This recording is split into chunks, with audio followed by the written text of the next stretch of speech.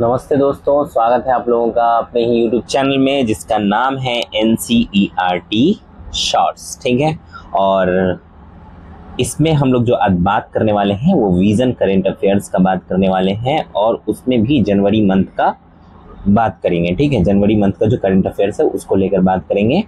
इसमें भी ये पहला पार्ट है किसका, इंटरनेशनल रिलेशंस, जो इंटरनेशनल न्यूज़ है उसके पहले पार्ट के बारे में हम लोग बात करेंगे। इसमें हम लोग जो लॉन्ग न्यूज़ है, ठीक है, जो बड़े बड़े न्यूज़ है जिसको डिटेल एनालिसिस किया गया है उस पर हम लोग अभी डिस्कशन करेंगे। ठीक, समझ गए।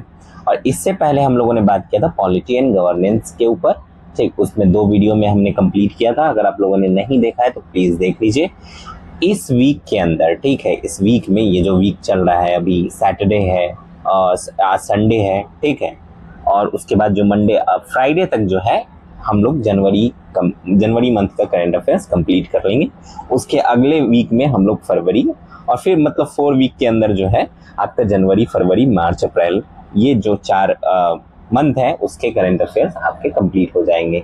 बच जाएगा मई का थोड़ा सा पार्ट और फिर जून का। ठीक है, तो उसमें हम लोग क्या करेंगे, जून का भी हम लोग मंथली जो है वो करंट अफेयर उसको कवर करेंगे। ठीक है, और साथ साथ जो डेली करंट अफेयर चलेंगे जुलाई के वो हम लोग उसको देखेंगे। ठीक है, तो सारा जो है कवर कर लेंगे तेजी में। ठीक, चलिए तो बिना समय गवाए स्टार्ट करते हैं डिस्कशन। और पहला जो टॉपिक है वो टॉपिक है अमेरिका की संरक्षणवादी नीति, अमेरिका फर्स्ट की नीति। ठीक है, तो इसके बारे में बात करेंगे। एक्चुअली इंग्लिश में कहते हैं इसको प्रोटेक्शनिज्म। ठीक है, संरक्षणवादी। ठीक, तो अमेरिका ने ऐसा क्यों किया है। देखिए, ट्रम्प गवर्नमेंट जब से आई है ना, तब से मतलब ट्रम्प ने ऐसे ही कह रखा था कि हम अपने राष्ट्रीय हितों की ही रक्षा करेंगे, हम ऐसे जो है पॉलिसीज बनाएंगे जो हमारी रक्षा हो सके, यानी अमेरिकन के लिए पहले हो, बाद में किसी के लिए भी। ठीक है, तो इसी के तहत उसने जो है अमेरिका फर्स्ट की नीति पॉलिसी जो है अपनाई है। इसके तहत बहुत सारे जो है बड़े फैसले लिए हैं। ठीक, इस नीति का सीधा मतलब क्या है, अमेरिका अपने राष्ट्रीय हितों को सबसे ऊपर रखेगा। इसी के चलते जो है अमेरिका WHO, पेरिस समझौता, अंतर्राष्ट्रीय आपराधिक न्यायालय, ठीक है, इन सब से अपने आप को अलग करने की घोषणा कर रहा है, बात कर रहा है। ठीक है, पेरिस समझौता से उसने अपने आप को अलग किया था जब ट्रम्प गवर्नमेंट थी 2017 में, फिर 2021 में जो है फिर से शामिल हो गया था। वहीं WHO से अगर हम बात करेंगे तो WHO से भी 2020 में सदस्यता छोड़ने की प्रक्रिया को चालू कर लिया था, लेकिन 2021 में फिर से शामिल हो गया। 2020 याद होगा आपको, जब कोविड-19 का टाइम था, तो फिर अमेरिका ने बोला था कि भाई ठीक से मैनेजमेंट नहीं हुआ, पहले से प्रेडिक्शन क्यों नहीं हुआ, तुमने रोकथाम क्यों नहीं किया, ये सब इल्जाम लगाते हुए, ठीक है, इन्फ्लुएंस्ड हो गए तुम चीन से, ये वो छोड़ने की बात कही थी। लेकिन बाद में 2021 में फिर से शामिल हो गया था। ठीक है, टैरिफ वॉर शुरू कर दिया है अमेरिका ने। टैरिफ वॉर क्या है, टैरिफ वॉर क्या होता है कि मान लीजिए कोई देश है, ठीक है, और वो चाहता है कि हम अपना सामान दूसरे देश में बेचें, तो वो किसी देश में बेच रहा है, जैसे मान लीजिए कि इंडिया है, ठीक है, इंडिया अपना सामान जो है वो अमेरिका में बेचना चाहता है, तो अमेरिका में भेजता है, वो एक्सपोर्ट करता है। अब अमेरिका क्या करती है, अपने बाजार के संरक्षण के लिए, उसके बचाव के लिए, वहाँ जो पहले से उद्योग है उसके बचाव के लिए वो टैरिफ लगाती है। और टैरिफ लगाती है, वो इतना ज़्यादा टैरिफ लगा देती है कि यहाँ से तो माल सस्ता जाता है, लेकिन वहाँ जाके वो टैरिफ के कारण महंगा हो जाता है, जिससे जो है वहाँ के लोकल जो बिजनेस है उसको फायदा होता है। ठीक है, वो प्रतिस्पर्धा कर पाते हैं, कॉम्पिटिटिवनेस लेके आ पाते हैं। तो यही जो है टैरिफ वॉर है। ठीक, और इसकी धमकी जो है अमेरिका ने लगभग सबको दे दिया है, खासकर जिसके साथ उसका व्यापार घाटा ज़्यादा हुआ है। जैसे $1.05 ट्रिलियन का व्यापार घाटा चीन, मैक्सिको, कनाडा, यूरोपीय संघ के साथ हुआ है। लगभग 80% जो है योगदान इन्हीं देशों का था। ठीक, अमेरिका के व्यापार घाटा में साथ में भारत को भी कह दिया है। ठीक है, अब ये सभी कदम अमेरिका अपनी अर्थव्यवस्था को फायदा पहुंचाने के लिए उठा रहा है, जिससे आर्थिक राष्ट्रवाद यानी इकोनॉमिक नेशनलिज्म को बढ़ावा मिल सके। मतलब एक तरह का राजनीतिक एक्शन ही है। ठीक, अब बात करते हैं कि प्रोटेक्शनिज्म होता क्या है, संरक्षणवाद होता क्या है। ठीक है, तो ये एक तरह की ऐसी नीति होती है कि इसको अपनाकर कोई देश अपने घरेलू उद्योग, बता रहा था ना, लोकल बिजनेस को बचाने के लिए संरक्षण प्रदान करे। अब इसमें 3 तरह से वो बचाव करती है। ठीक है, कैसे, एक तो टैरिफ बढ़ा दिया, ठीक, दूसरा क्या है, कोटा कोटा जो है सेट कर दिया कि भाई बाहर से हम इतना ही इंपोर्ट करेंगे, ज़्यादा इंपोर्ट करेंगे नहीं, ठीक। ऊपर से इन जो बिजनेसेस है उसको सब्सिडी दे दिया, ठीक है। तो सब्सिडी दे के क्या किया, उसके सामान की कीमत को जो है वो सस्ता कर दिया। अब इसके नुकसान भी है, फायदे भी है संरक्षणवाद के। तो फायदा की बात करते हैं। देखिए इससे क्या होगा, जो उद्योग होंगे, लोकल बिजनेसेस होंगे, उसको क्या मिलेगा, थोड़ा सा प्रोत्साहन मिलेगा। जो वहाँ की एमएसएमईज होगी, स्मॉल मीडियम इंटरप्राइजेस इसको कहते हैं, ठीक। तो वो क्या है, वो बढ़ेगी, उसको फायदा होगा, वो अपना जो पैसा बचेगी सब्सिडी से उसको कहीं और लगाएगी, ठीक। दूसरा फायदा क्या होगा, देश में किसी भी अन्य देश से जो सस्ता माल आता है उसकी डंपिंग जो है कम हो जाएगी, ठीक है। तीन तरह से हम संरक्षणवाद कर रहे हैं ना, तो उसमें हम लिमिट भी कर रहे हैं। तो लिमिट में क्या हो रहा है कि ज्यादा से ज्यादा सामान हमारे पास आएगा नहीं, तो डंपिंग जो है कम होगी हमारे यहाँ उन सामानों की, ठीक। अब उसके बाद तीसरा फायदा क्या है, जो अप्रवासी हैं, ठीक है, जो दूसरे देश के हैं, उन पे जो है प्रतिबंध से देश के नागरिक के लिए अधिक अवसर, मतलब यहाँ मान लीजिए इंडिया का कोई कामगार है, कोई एम्प्लॉय है, जाता है विदेश में काम करता है, ठीक है, तो वो सस्ते लेबर के रूप में वहाँ पे काम करता है, मतलब वहाँ पे उस कम आय पे भी, क्योंकि इंडिया में जो है प्रति व्यक्ति आय देखिए तो बहुत कम है, अमेरिका में ज्यादा है, ठीक है, तो आपको वहाँ पे अपॉर्चुनिटी मिल जाती है, तो वहाँ के लोगों की वो अपॉर्चुनिटी खत्म हो जाती है। अब बैन लग जाएगा तो क्या होगा, संरक्षणवाद नीति के तहत क्या होगा, वहाँ के जो लोग होंगे, वहाँ के जो पर्सन होंगे, पीपल होंगे, उनको वो अवसर मिल जाएगा, उनको अपॉर्चुनिटी मिल जाएगी, तो वहाँ के लोगों के लिए। तो यही है अमेरिका फर्स्ट की नीति, ठीक है। अब इसमें एक और फायदा है। फायदा क्या है, विकासशील देशों के लिए मुक्त बाजार एवं उच्च मजदूरी वाले जो विकसित देशों के साथ प्रतिस्पर्धा करना आसान हो जाएगा, ठीक। अब इसके नुकसान भी है। नुकसान क्या है, नुकसान की भी बात करते हैं। देखिए टेक्नोलॉजी की प्रगति में जो है बाधा होगा, डेवलपमेंट नहीं हो पाएगा उतना ज्यादा। अब प्रतिस्पर्धा रहेगी नहीं तो डेवलप क्यों करना किसी भी चीज को, इनोवेशन क्यों करना, रिसर्च क्यों करना, ठीक है। तो इन सब चीजों को प्रोत्साहन नहीं मिलेगा। फिर ग्राहकों के लिए भी कम विकल्प रह जाएगा। अब मान लीजिए कि बाहर से कोई सामान आ ही नहीं रहा, अंदर में जो बन रहे हैं वो एक, मान लीजिए कोई है बिजनेस, वही उसी की मोनोपोली चल रही है, तो वहां पे जो है क्या हो सकता है कि वो अपना दाम बढ़ा दे, मनमाने ढंग से बेचे वहां के लोगों को, ठीक है। तो ये चीजें होंगी, तो कम्पिटिटिवनेस नहीं रहेगा, ठीक, और ग्राहकों के लिए जो है विकल्प सीमित हो जाएगा। उसके अलावा क्या होगा, वही है कि अगर मान लीजिए यहाँ पे कमी हो जाती है इन सब चीजों की, तो क्या दाम, ऊंचे दाम पे फिर मिलेगा, ठीक है। उसके बाद स्किल्ड लेबर भी कम मिलेंगे। मान लीजिए यहाँ से इंडिया से स्किल्ड लेबर कम दाम पे मिल रहा है, वहाँ पे जो है ऑलरेडी इतने ज्यादा बिजनेस है कि लोग जो है, मतलब अपॉर्चुनिटी इतनी ज्यादा है कि लोग उतने अपने आप को स्किल्ड नहीं कर रहे हैं उन चीजों के लिए जिस चीज की जरूरत है वहाँ के बिजनेसेस को, ठीक है। तो ये भी एक तरह का नुकसान हो जाएगा। अब है कि वैश्विक आपूर्ति श्रृंखला जो है, मतलब अब मान लीजिए कि मैं यहाँ से यहाँ इंपोर्ट कर रहा था कुछ माल, लेकिन अब यहाँ पे टैरिफ लग गया, तो अब मैं दूसरे देश में इंपोर्ट करूंगा, ठीक है, दूसरे जगह अपॉर्चुनिटी खोजूंगा, ठीक। तो अब क्या होगा, ये जो श्रृंखला चल रही थी पहले, तो उसमें से ये जो कड़ी है ये हट जाएगी, तो उस श्रृंखला को भी क्या होगा, नुकसान होगा, ठीक है। तो श्रृंखला टूट जाएगी, सीरीज टूट जाएगा, समझ गए। तो ये भी एक नुकसान है किसका, संरक्षणवादी नीति का, ठीक है। समझ में आ गया होगा, आई होप आप लोगों को। फिर से अगर आप बोलेंगे तो मैं समझा दूंगा, कमेंट करके बोलिएगा, ठीक है। खैर देखिए, आगे बढ़ने से पहले ना हम लोग देख लेते हैं, शब्दावली को जान लेते हैं, जो यहाँ पे मैंने फिगर के ऊपर डाला है, ठीक है। तो H1B वीजा, देखिए ये क्या होता है, ये एक जो है अस्थाई वीजा होता है, ठीक है। ये किसको दिया जाता है, जो नॉन इमिग्रेंट्स होते हैं, मतलब दूसरे देश से आए हुए एम्प्लॉय होते हैं, उनको दिया जाता है। किस क्षेत्र के लिए दिया जाता है, टेक्नोलॉजी में काम करने के लिए या फिर इकोनॉमिक्स के क्षेत्र में काम करने के लिए जो विदेशी एम्प्लॉय होते हैं उनको दिया जाता है, ठीक है।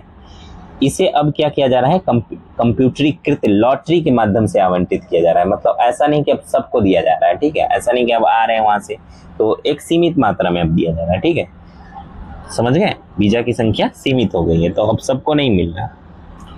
अब यहाँ पे बात कर लेते हैं थोड़ा सा संयुक्त राज्य अमेरिका द्वारा जो पहले किए गए संरक्षणवादी उपाय हैं, जो पहले उसने उपाय अपनाए थे, उसके बारे में बात कर लेते हैं, ठीक है। तो वैश्विक संस्थाओं से अलग होने का पहले भी उपाय उसने अपनाया था। यूनेस्को से जो है 2017 में अलग हुआ था, ठीक, फिर 2023 में शामिल हो गया। ट्रांस पैसिफिक पार्टनरशिप TPP जिसको कहते हैं, उस समझौता से भी अलग हो गया था 2017 में, ठीक है। अमेरिका ने फिर जो WTO है के विवाद निपटान निकाय के अपीलीय निकाय में नियुक्तियों को बाधित करके उसे निष्क्रिय बना दिया था, ठीक है। इस तरह की चीजें भी कर दी थी। उत्तर अमेरिकी मुक्त व्यापार समझौता जो नाफ्टा जिसको कहते हैं 2020 में समाप्त हो गया था, ठीक। अमेरिका ने कर दिया था। इसकी जगह अमेरिका ने मैक्सिको कनाडा समझौता कर लिया था, ठीक है। चलिए, तो ये भी हमने डिस्कस कर लिया। इसके बहुत ही लंबा हो चलने वाला है डिस्कशन, इसलिए पेशेंसफुली अगर आप देख नहीं पा रहे हैं तो आप सुन ले, ठीक है। कोई काम करते हुए भी आप कान में लगा के सुन सकते हैं। आप ब्रेव ऐप डाउनलोड कर सकते हैं, वहाँ पे यूट्यूब जो है आप ओपन करके और मेरे चैनल से, ठीक है, इस एनालिसिस को सुन सकते हैं, ठीक। मैं सब कुछ कवर करने की कोशिश कर रहा हूँ। अब इसमें जो है इस संरक्षणवादी नीति का, ठीक है, क्या असर पड़ेगा, ठीक, मतलब आगे क्या असर पड़ेगा। तो संरक्षणवादी जो अमेरिका के कदमों से जो इम्पैक्ट पड़ने वाला है वो दो तरह का पड़ने वाला है। एक तो मल्टीलैटरलिज्म, ठीक है, और दूसरा जो पड़ने वाला है वो मल्टीलैटरल जो इंस्टीट्यूशंस है उस पे पड़ने वाला है, जिसको बहुपक्षवाद हिंदी में कहते हैं या बहुपक्षीय संस्था कहते हैं। तो उस पे प्रभाव पड़ेगा। कैसे? देखिए, वही संस्था जिसमें बहुत सारे लोग, बहुपक्ष क्या होता है, मल्टीलैटरलिज्म का मतलब क्या होता है, बहुत सारे जो, मतलब अब मान लीजिए एक संस्था हम बनाते हैं, ठीक है, उसका कुछ भी नाम रख देते हैं, ABCD संस्था है, ठीक है। अब इसमें जो है बहुत सारे सदस्य हैं, ठीक, कोई भी देश जो है इसका सदस्य बन सकता है, बहुत सारे हो गए। तो ये हो गया क्या, ये हो गया मल्टीलैटरल इंस्टीट्यूशन, ठीक है, बहुपक्षीय संस्था। समझ गए इतनी सी बात। अब इस पे इम्पैक्ट क्या पड़ेगा अमेरिका के इस कदम से, उस पे बात करते हैं, ठीक। तो वैश्विक अंतर्राष्ट्रीय व्यवस्था जो है कमजोर हो जाएगी। अमेरिका का अंतर्राष्ट्रीय कानून के प्रति जो ये इस तरह का जो मापदंड होगा, ठीक है, तो उससे क्या होगा, उसकी मतलब उसकी जो वैलिडिटी है, उसका जो इम्पोर्टेंस है वो कम होने लगेगा, ठीक है। उसका सोवेरेनिटी जो कहते हैं वो कम होने लगेगा, संपूर्णता जो कहते हैं ना उसको, वो सीमित होने लगेगी, ठीक है। अब मान लीजिए कि अमेरिका ही वैल्यू नहीं कर रहा है, अमेरिका एक इम्पोर्टेंट रोल प्ले करता है, बहुत बड़ी इकोनॉमी है, ठीक है, वैश्विक मंच के ऊपर, तो वो जब मान्यता देगा नहीं तो उसका इम्पोर्टेंस जो है धीरे धीरे कम हो जाएगा। तो इस तरह की संस्था का इम्पोर्टेंस जो है वो धीरे धीरे कम हो जाएगा, ठीक। अब जो वैश्विक अनुसंधान होते हैं, ठीक है, जैसे कोई रिसर्च होता है वैश्विक स्तर पे, ये इंस्टीट्यूशंस करते हैं, जैसे WHO करता है, ठीक है। WHO क्या करता है, महामारी समझौता करता है, अंतर्राष्ट्रीय स्वास्थ्य जो होता है उसमें संशोधन करता है, वार्ता करता है, टीका बनाता है, ठीक है, टीके का विकास करता है, इसके लिए अनुसंधान कार्यक्रम चलाता है। तो अब अमेरिका जब इस तरह की नीति लेके आएगा तो क्या होगा, इस पे भी इम्पैक्ट पड़ेगा, क्योंकि अमेरिका बहुत बड़ा फंड देता है, ठीक है, ये रिसर्च करने के लिए, इनोवेशन करने के लिए। तो ये भी चीजें जो है रुक जाएंगी, ठीक, और अमेरिका इससे बाहर हो जाएगा तो महामारियों से निपटने में समस्या आएगी, ठीक है। समझ गए। फंडिंग तो एक हो ही गया। फंडिंग इतने बड़े लेवल पे फंडिंग करता है, आपको पता है WHO का 15% से ज्यादा जो GDP है वो अमेरिका फंड करता है, पता है। तो ये है 15.6% कहेंगे। तो अब फंडिंग नहीं करेगा तो क्या होगा, जब इतना बड़ा जो है GDP वो WHO का घट जाएगा। समझ रहे हैं। तो इससे क्या होगा, बहुत सारे काम, जो बहुत सारे ऐसे वित्त पोषण काम चलते हैं, ठीक है, मतलब खासकर जो डेवलपिंग अंडर डेवलप कंट्री है वहाँ, तो वो काम जो है पैसे की वजह से रुक जाएंगे, ठीक। क्लाइमेट पे भी प्रभाव पड़ेगा, ठीक है। अब एक समझौता हुआ था US international climate finance plan, ठीक है। तो इससे अगर जो हाथ खींच लेगा, यानी फाइनेंस प्लान का क्या मतलब, कि अमेरिका पैसा दे रहा है, ठीक, इस तरह के क्लाइमेट चेंज को रोकने के लिए, तो अब वो पैसा ही नहीं देगा तो क्या होगा, फिर वो जो है बंद हो जाएगा। तो क्लाइमेट चेंज पे भी इम्पैक्ट पड़ेगा। वैश्विक व्यापार और आपूर्ति श्रृंखला भी कम, अब मैंने बताया था क्या होगा, अब यहाँ तो जा नहीं रहा है, हमारा इंपोर्ट नहीं हो रहा है इंडिया से, ठीक, सॉरी एक्सपोर्ट नहीं हो रहा है, और यहाँ पे इंपोर्ट नहीं हो रहा है, ठीक है, अमेरिका में, तो क्या होगा, फिर हम दूसरे जगह देखेंगे। तो इससे क्या होगा, वैश्विक श्रृंखला जो है वो कमजोर पड़ने लगेगी, ठीक है, समझ गए। और WTO के नियमों की अवहेलना भी बढ़ जाएगी। अब ग्लोबल साउथ के जो देश हैं, ठीक, वहां पे क्या होगा, उनके साथ निष्पक्ष व्यवस्था और न्याय प्राप्ति के लिए जो है वो बहुपक्षीय संस्थाओं पे निर्भर थे, ठीक है, इसी तरह की संस्था पे निर्भर थे। अब इस तरह की चीजें होंगी नहीं, फंक्शनल होगा नहीं।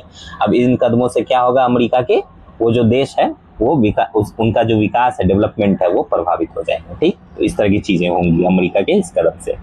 अब भारत के साथ क्या होगा, ठीक है, अब इसका इम्पैक्ट भारत पे क्या होगा उस पे देख लेते हैं। तो इसमें पॉजिटिव और निगेटिव दोनों इम्पैक्ट्स हैं, उसके बारे में बात करते हैं। तो पहले पॉजिटिव इम्पैक्ट्स के बारे में बात करते हैं। व्यापार में बढ़ोतरी होगी, अमेरिका और चीन के बीच जो तनाव बढ़ेगा, ठीक है, टैरिफ को लेकर टैरिफ वॉर चलेगा, तो क्या होगा फिर अमेरिका जो है निवेश करेगा वो कहाँ पे करेगा, वो इंडिया में करेगा। जो अभी तक वो चाइना में कर रहा था अब वो इंडिया में करेगा, ठीक है। और सेवाएं किससे लेगा, इंडिया से लेगा, ठीक है, जो चाइना से ले रहा था, जैसे आईटी सेवाएं हैं, इलेक्ट्रॉनिक्स है, फार्मास्यूटिकल्स है, इन क्षेत्रों में, समझ गए।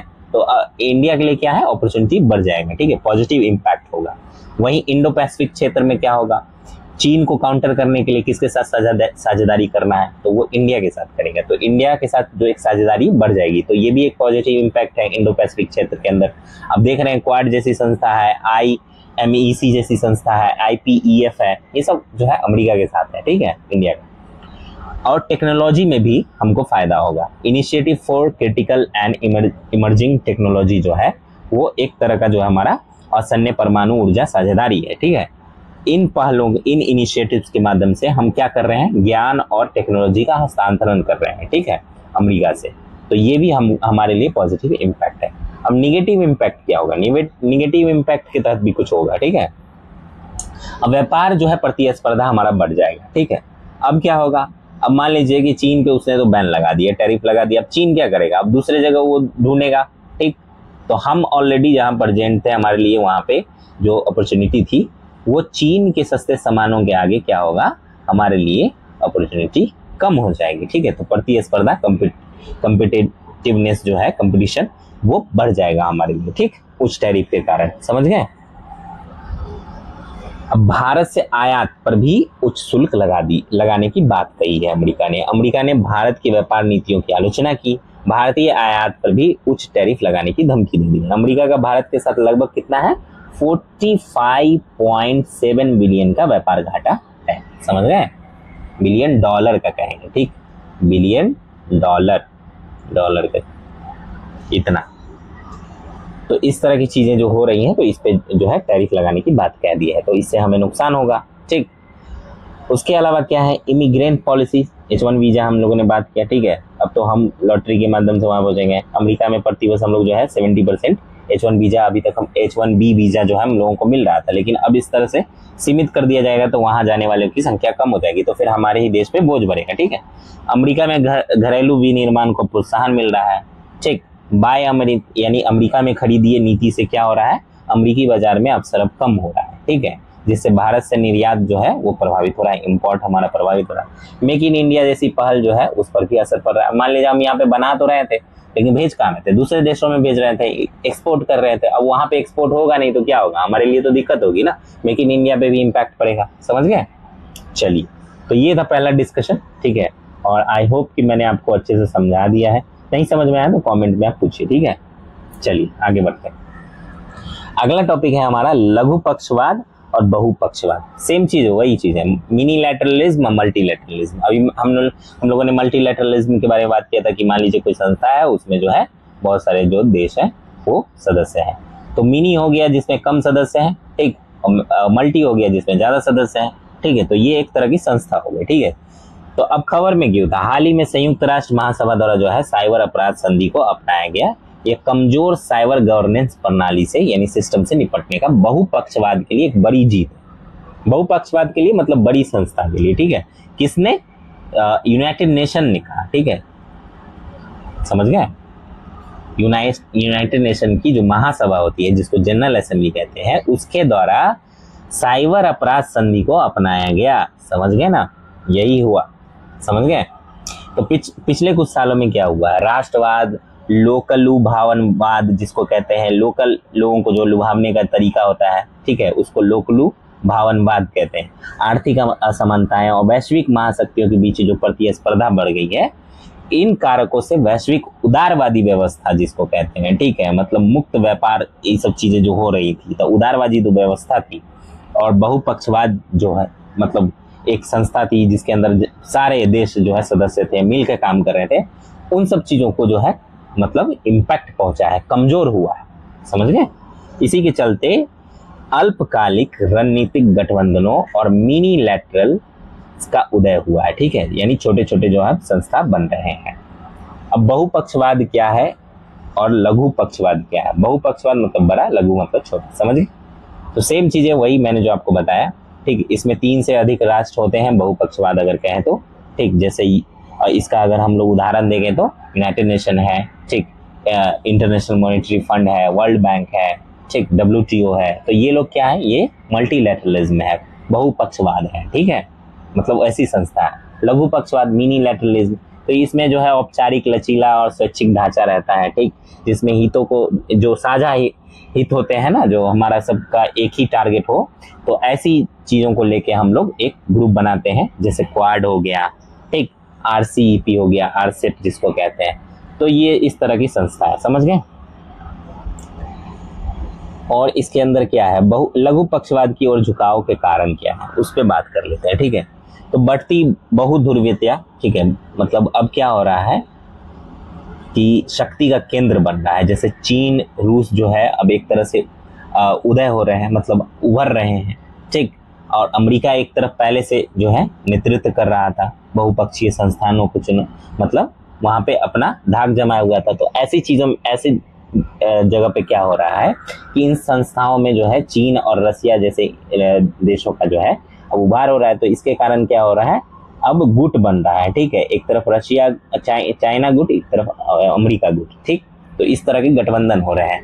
तो इसलिए जो है लघु पक्षवाद की ओर यानी मिनी लैटरलिज्म की ओर झुकाव बढ़ रहा है, ठीक है। अब धीरे धीरे मतलब कुछ देश मिलके इस तरह का गठबंधन कर रहे हैं।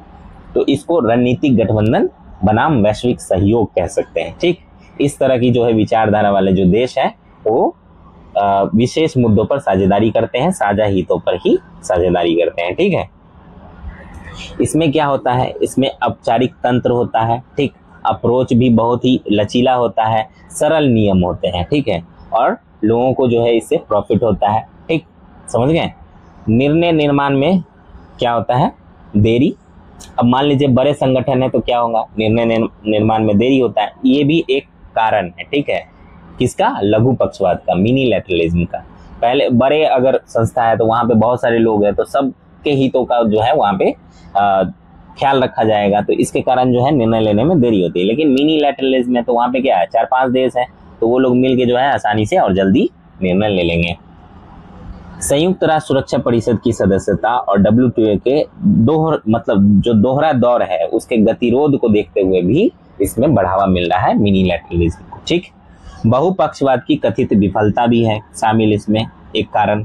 कई बहुपक्षीय जो संस्था है वो अंतर्राष्ट्रीय समुदाय के समक्ष जो है उत्पन्न चुनौतियों का समाधान करने में विफल रही है, जैसे कोविड-19, समझ गए? तो इससे क्या हो रहा है? ये बढ़ावा दे रहा है मिनी लैटरलिज्म को। अब आगे क्या है? सह-अस्तित्व की आवश्यकता है। लघु पक्षवाद से बहुपक्षवाद का उदय, यह मौजूदा बहुपक्षवाद की कमियों को दूर कर सकता है। मान लीजिए कि हम छोटा जो है मिनी लैटरलिज्म बनाते हैं, ग्रुप बनाते हैं, लेकिन धीरे धीरे जो है मतलब इसको मल्टीलैटरलिज्म बनाते हैं, ठीक है, और देशों को इसको शामिल करते हैं, ठीक। तो सह अस्तित्व की आवश्यकता है इसके अंदर। तो इससे क्या होगा? जो कमी पहले से रही है, ठीक है, बहुपक्षवाद के अंदर, मल्टीलैटरलिज्म संस्था के अंदर, वो कमी धीरे धीरे जो है दूर हो सकती है। इस तरह से इसमें जो बात करना है उसको भी सुगम बनाना, ठीक। किस चीज की आवश्यकता है? वार्ताओं को सुगम बनाना। प्रमुख भागीदारों के बीच राजनीतिक संवाद का अधिकार तैयार करना और विश्वास का निर्माण करना, ठीक है, ये भी एक तरह का आवश्यकता है। किसके लिए? सह अस्तित्व के लिए, ठीक है, आपस में बने रहने के लिए। बहुपक्षीय वार्ताओं की गति को तेज करना। अब मिनी लैटरलिज्म तो चल ही रहा है, ये 4 देश है, अब और देशों से जो है बात किया जाए, इस तरह की चीजें भी जो है हो जाए। उदाहरण के लिए हम बात करेंगे 2015 की पेरिस वार्ताओं को अमेरिका और चीन के उत्सर्जन में कमी के समझौते से प्रोत्साहन मिला था, ठीक है। अब बातचीत होगी तभी तो कुछ होगा। कमियों या अंतराल को कम करना, बहुपक्षीय संस्थाओं में सुधार की आवश्यकता है, ठीक। जो बहुपक्षीय संस्थान अभी है ऑलरेडी, तो उसमें जो है सुधार की आवश्यकता है, जैसे UN है, ठीक है, WHO है, WTO है। जबकि लघु पक्षीय जो है यानी मिनी लैटरल संस्थाएं हैं वो शक्ति असंतुलन से प्रभावित हो सकती है, ठीक। वैश्विक चुनौतियों से निपटना, जलवायु परिवर्तन एक वैश्विक चुनौती, आतंकवाद, इन सब चीजों से जो है निपटना, ठीक। इन समस्याओं का समाधान करने के लिए क्षेत्रीय और वैश्विक स्तर पर बेहतर सहयोग करना, नियम आधारित ढांचा बनाना, ठीक है। बहुपक्षीय संगठन जो है कानूनी रूप से बाध्यकारी संधियों पर आम सहमति प्रदान करने में मदद करते हैं, ठीक। जो बड़ा ये होता है वो एक तरह का जो बड़ा संस्था होता है वो नियम आधारित ढांचा तैयार करता है, ठीक है। ये आम सहमति बनाता है, ठीक, और सभी को एक जगह लेके आता है, जैसे यूनाइटेड नेशन का जो क्लाउज है, जिसको क्लाउज कहते हैं UNCLOS, इसके अंतर्गत पर।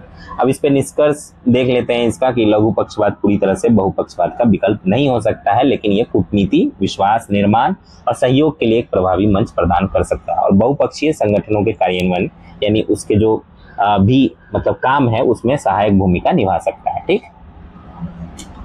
समझ गए?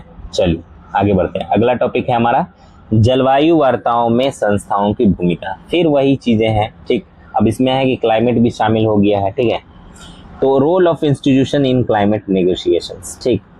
वही चीज है कि बहुपक्षवाद जो है उसका क्या रोल है, ठीक है, क्लाइमेट इसके क्लाइमेट चेंज के अंदर। तो हाल ही में अजरबैजान के बाकू में क्या हुआ, आयोजित हुआ क्या, UNFCCC जो क्लाइमेट चेंज के ऊपर जो वार्ता होती है उसको COP28, 29 जितना मतलब वार्ता हो चुका है और जैविक वार्ता है ये, उसी हिसाब से उसका नामकरण होता है। तो COP20 जो है 29, ठीक, वो हुआ है अजरबैजान के अंदर। ये आप लोग लिख लेंगे, नोट्स बना लेंगे, ठीक है। इस पे क्या हुआ है कि जलवायु वित्त को लेकर विकसित और विकासशील देशों के बीच मतभेद सामने आए थे, ठीक है, वार्ता के दौरान, जिससे बहुपक्षीय संस्थाओं की प्रभावशीलता पर सवाल उठते हैं, ठीक है। उनके रोल पे जो है सवाल उठते हैं कि इस तरह का रोल वो प्ले नहीं कर पा रहे हैं। क्यों क्या हो रहा है कि विकासशील देश का जो हित है, ठीक, और विकसित देश का जो हित है उसको लेके क्या हो रहा है। देखिए एक तरह की मतलब वार्ता हुई थी कि जो विकसित देश है वो मदद करेंगे विकासशील देश को इस काम मतलब क्लाइमेट चेंज को कम करने में, जो उत्सर्जन होता है, ठीक है, कार्बन का, उसको कम करने में, ठीक, समझ गए। अब इस पे जो है विवाद है। क्यों विवाद है? विवाद इसलिए है क्योंकि विकसित देशों को ये लगता है कि अभी भी कुछ देश अपने आप को विकासशील ही बता रहे हैं जबकि वो विकसित है, ठीक है। तो उनको इस तरह की चीजें नहीं मिलनी चाहिए, ठीक है, सहायता नहीं मिलनी चाहिए। अब जलवायु वार्ता को आगे बढ़ाने में संस्थाओं की भूमिका क्या है वो भी देख लेते हैं। वैधता और विश्वसनीयता, बहुपक्षीय संस्थाएं सुनियोजित ढांचे, लगभग सभी देशों की सदस्यता, बाध्यकारी दायित्वों के जरिए जलवायु वार्ता को जो है वो वैलिडिटी प्रदान करती है, ठीक, समझ गए। विश्वास का निर्माण भी करती है ये संस्थाएं। बेहतर डिजाइन किए गए संस्थागत ढांचे, पारदर्शिता, सुनियोजित वार्ता और वैचारिक संतुलन के माध्यम से राष्ट्रों के बीच विश्वास को भी बढ़ावा देती है ये संस्थाएं। पर्यावरण अपराधों का समाधान करने के लिए भी ये इंस्टीट्यूशंस रोल प्ले करती हैं। ये संस्थाएं क्या करती हैं, ग्रीन हाउस गैसों के उत्सर्जन में योगदान जो संस्था करती है उस पर मतलब अब क्या करती है, अंकुश लगाती है, उस पर कंट्रोल करती है और कंट्रोल करने में मदद करती है, ठीक। ग्लोबल साउथ में जलवायु परिवर्तन शमन कार्रवाइयों का समर्थन, ठीक, जो ऐसे देश हैं जो अभी विकसित नहीं हुए हैं, ठीक है, विकासशील है, तो ऐसे मतलब जो है देशों को क्या करते हैं ये आज मतलब उनके क्लाइमेट चेंज में जो रोल वो प्ले करते हैं, ठीक है, उसको कम करने में उसमें वो सहायता प्रदान करते हैं, ठीक है, महत्वपूर्ण भूमिका निभाते हैं। अनुपालन सुनिश्चित करने के लिए लचीलापन, अत्यधिक कठोर मानकों से बचते हुए जो काम है उसमें विवेक प्रदान करके और घरेलू हितों को प्रोत्साहित करके यह हासिल किया जाता है। अब और क्या रोल है इनका, जलवायु न्याय को बढ़ावा देना भी इनका एक रोल है। ये संस्थाएं जो है सुवेद और छोटे द्वीपीय विकासशील देश जो है उसको अपना पक्ष रखने के लिए एक मंच भी प्रदान करता है। अब बहुपक्षीय जलवायु वार्ता के संदर्भ में मौजूदा चुनौती क्या है, ठीक है, तो UNFCCC की सीमाएं हैं। पेरिस समझौते के तहत सभी देश जो है अब जलवायु प्रभावों को कम करने, अनुकूल करने और उनकी लागत का भुगतान करने के लिए स्वयं उत्तरदायी मतलब होना इसको किया था, ठीक है, कि हम स्वयं उत्तरदायी होंगे इसके लिए। जलवायु न्याय का अनसुलझा मुद्दा भी है, ठीक। क्या चुनौतियां हैं, एक चुनौती ये भी है कि जलवायु न्याय का अनसुलझा मुद्दा अभी तक है। UNFCCC जलवायु वित्त पर विकसित देशों और विकासशील देशों के बीच जो है वो भरोसेमंद वित्तीय आश्वासन प्रदान करने में असमर्थता है। जैसे मैंने बताया, ठीक है, कि विकसित देश जो है विकासशील देशों को सहायता करेंगे जलवायु परिवर्तन को रोकने में, ठीक है, यानी कार्बन उत्सर्जन को रोकने में, ठीक। अब जलवायु परिवर्तन की समस्या को मान्यता न देना, बड़े पैमाने पर उत्सर्जन के लिए ऐतिहासिक रूप से उत्तरदायी अमेरिका जैसे प्रमुख देश जो है वो जलवायु परिवर्तन की सीमाओं को मान्यता नहीं देते हैं। कि मतलब क्या है, इतना कार्बन हम उत्सर्जन करेंगे, 2% कार्बन उत्सर्जन कर सकते हैं, इससे ज्यादा नहीं। तो इस बात को जो है वो अमेरिका मान्यता नहीं दे रहा है, सिंपल बात ये। बट अब उत्सर्जन बढ़ रहा है, क्योटो प्रोटोकॉल और पेरिस जैसे महत्वपूर्ण समझौतों के बावजूद जो है कार्बन का उत्सर्जन बढ़ रहा है, जिससे क्लाइमेट चेंज हो रहा है। प्रभावी संस्थागत ढांचे को बढ़ावा देने की दिशा में आगे की राह क्या है वो देख लेते हैं। लघु पक्षवाद की भूमिका है, एक बहुकेंद्रीय बहुस्तरीय शासन प्रणाली सिस्टम का जो है गठन किया जाना चाहिए, जिसमें छोटे व हित आधारित गठबंधन शामिल हो। ये बड़ी बहुपक्षीय वार्ताओं की तुलना में अधिक प्रभावी हो सकती है, जैसे क्लाइमेट वनरेबल फोरम, ठीक है, CVF। दूसरा क्या है आगे की राह, समावेशी बहुपक्षवाद। जलवायु संस्थाओं में युवाओं, महिलाओं, स्वदेशी समुदायों एवं नागरिक समाज सहित विविध हितधारकों को शामिल करना चाहिए, जिससे बॉटम अप दृष्टिकोण निश्चित होगा। ठीक है, ज्ञान से संबंधित संस्थान को भी बढ़ावा देना चाहिए।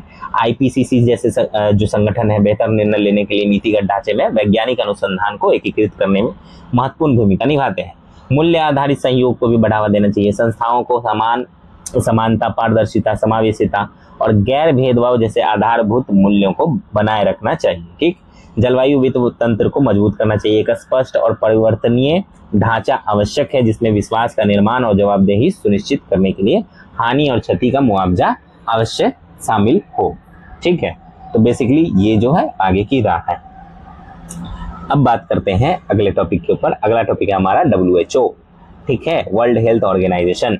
और क्यों था खबरों में इसलिए था क्योंकि अमेरिका ने जो है WHO से अलग होने की घोषणा कर दी थी, जिसमें अमेरिका की ओर से WHO को मिलने वाले जो सभी फंड और सहायता पर रोक लग गई थी। हालांकि बाद में जो है अमेरिका फिर से इसमें शामिल हो गया, जैसे मैंने पहले बताया आपको, ठीक है, 2020 के अंदर और 2023 में फिर 2021 में फिर शामिल हो गया। ठीक है, तो WHO में अमेरिका में अमेरिका का क्या रोल है वो बात करते हैं। देखिए, ये एक संस्थापक सदस्य भी है। अमेरिका जो है 1948 में WHO के संस्थापक सदस्यों में से एक था। पहले सदस्यता छोड़ना, पहले कब छोड़ा, ठीक है, अमेरिका 2020 में कोविड-19 महामारी से ठीक से न निपटने के लिए WHO को और सुधारों को अपनाने में विफलता और सदस्य देशों के अनुचित राजनीतिक प्रभाव से स्वतंत्र रहने में WHO की जो असमर्थता थी उसका हवाला देते हुए खुद को WHO से अलग कर लिया था अमेरिका ने। ठीक है कहा, लेकिन फिर 2021 में फिर से वही संगठन में शामिल हो गया। अमेरिका से फंडिंग मिलती है WHO को। अमेरिका जो है WHO के द्विवर्षीय बजट सबसे बड़ा स्रोत है। ठीक है, 2025 की अगर बात करें तो इसके समाप्त हो रहे बजट में जो है WHO के लगभग $6.5 बिलियन, यानी कुल बजट में लगभग 15%, मैंने बताया था आपको, लगभग $958 मिलियन की धनराशि जो है अमेरिका से मिलने की उम्मीद है।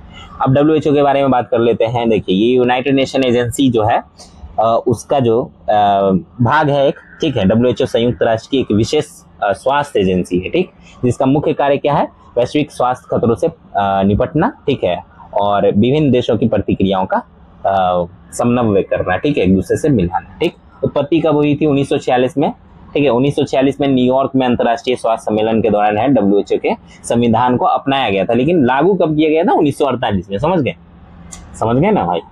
तो प्रमुख कार्य क्या है इसके, स्वास्थ्य आपात स्थितियों के प्रति जो है वैश्विक प्रतिक्रिया का समन्वय करना, लोगों के कल्याण को बढ़ावा देना, बीमारियों की रोकथाम करना, स्वास्थ्य देखभाल से संबंधित सेवाओं का विस्तार करना। यह गरीब देशों को तकनीकी सहायता देता है, ठीक है, दुर्लभ टीकों और दवाओं की आपूर्ति करना और रोगों के उपचार के लिए दिशा निर्देश भी निर्धारित करना। ये सब काम किसके हैं, WHO के हैं। समझ गए।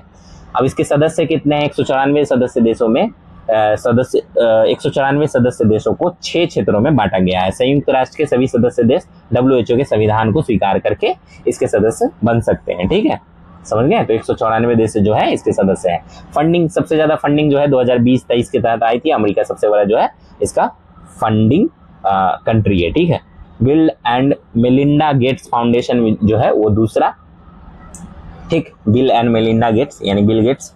यूनाइटेड किंगडम जो है वो तीसरा और जर्मनी जो है वो चौथा इसका फंडिंग देने वाला जो है मुख्य स्रोत है। समझ गए। अब निर्धारित योगदान क्या है इसका, ठीक है, सदस्य देश जो है वो सकल घरेलू उत्पाद यानी GDP का कुछ प्रतिशत जो है इसको भुगतान करते हैं। स्वैच्छिक योगदान भी होता है। यह मुख्य रूप से सदस्य देशों, संयुक्त राष्ट्र के अन्य संगठनों, अंतर सरकारी संगठनों, परोपकारी संस्थाओं, निजी क्षेत्र और अन्य क्षेत्रों से जो है प्राप्त होता है। इसको समझ गए। फंड, प्रशासनिक और संगठनात्मक संरचना, विश्व स्वास्थ्य सभा, ठीक, वर्ल्ड हेल्थ जो असेंबली है, ठीक, उसके बारे में बात करते हैं। यह WHO में निर्णय लेने वाला सर्वोच्च निकाय है। कार्यकारी बोर्ड, ठीक है, विश्व स्वास्थ्य सभा के निर्णयों और नीतियों को लागू करता है। WHO का मुख्यालय कहाँ है? स्विट्जरलैंड के जेनेवा में स्थित है। WHO का महत्व देख लेते हैं। अंतर्राष्ट्रीय स्वास्थ्य कानूनों को विनियमित करना, ये एक महत्व है। इसने अंतर्राष्ट्रीय स्वास्थ्य विनियम, ठीक, को आकार दिया है, जो WHO के सदस्य देशों के लिए कानूनी रूप से बाध्यकारी है। सार्वभौमिक स्वास्थ्य कवरेज, समझ गए? WHO के कार्यक्रम प्राथमिक और निवारक स्वास्थ्य देखभाल तक पहुंच तथा लोगों के लिए स्थायी वित्तीय सुरक्षा पर जोर देते हैं। स्वास्थ्य आपात स्थितियों से निपटना, यह स्वास्थ्य आपात स्थितियों के लिए तैयारी करने, उनका पता लगाने, उनका मुकाबला करने और उनसे उबरने में देशों की सहायता करता है। ठीक है।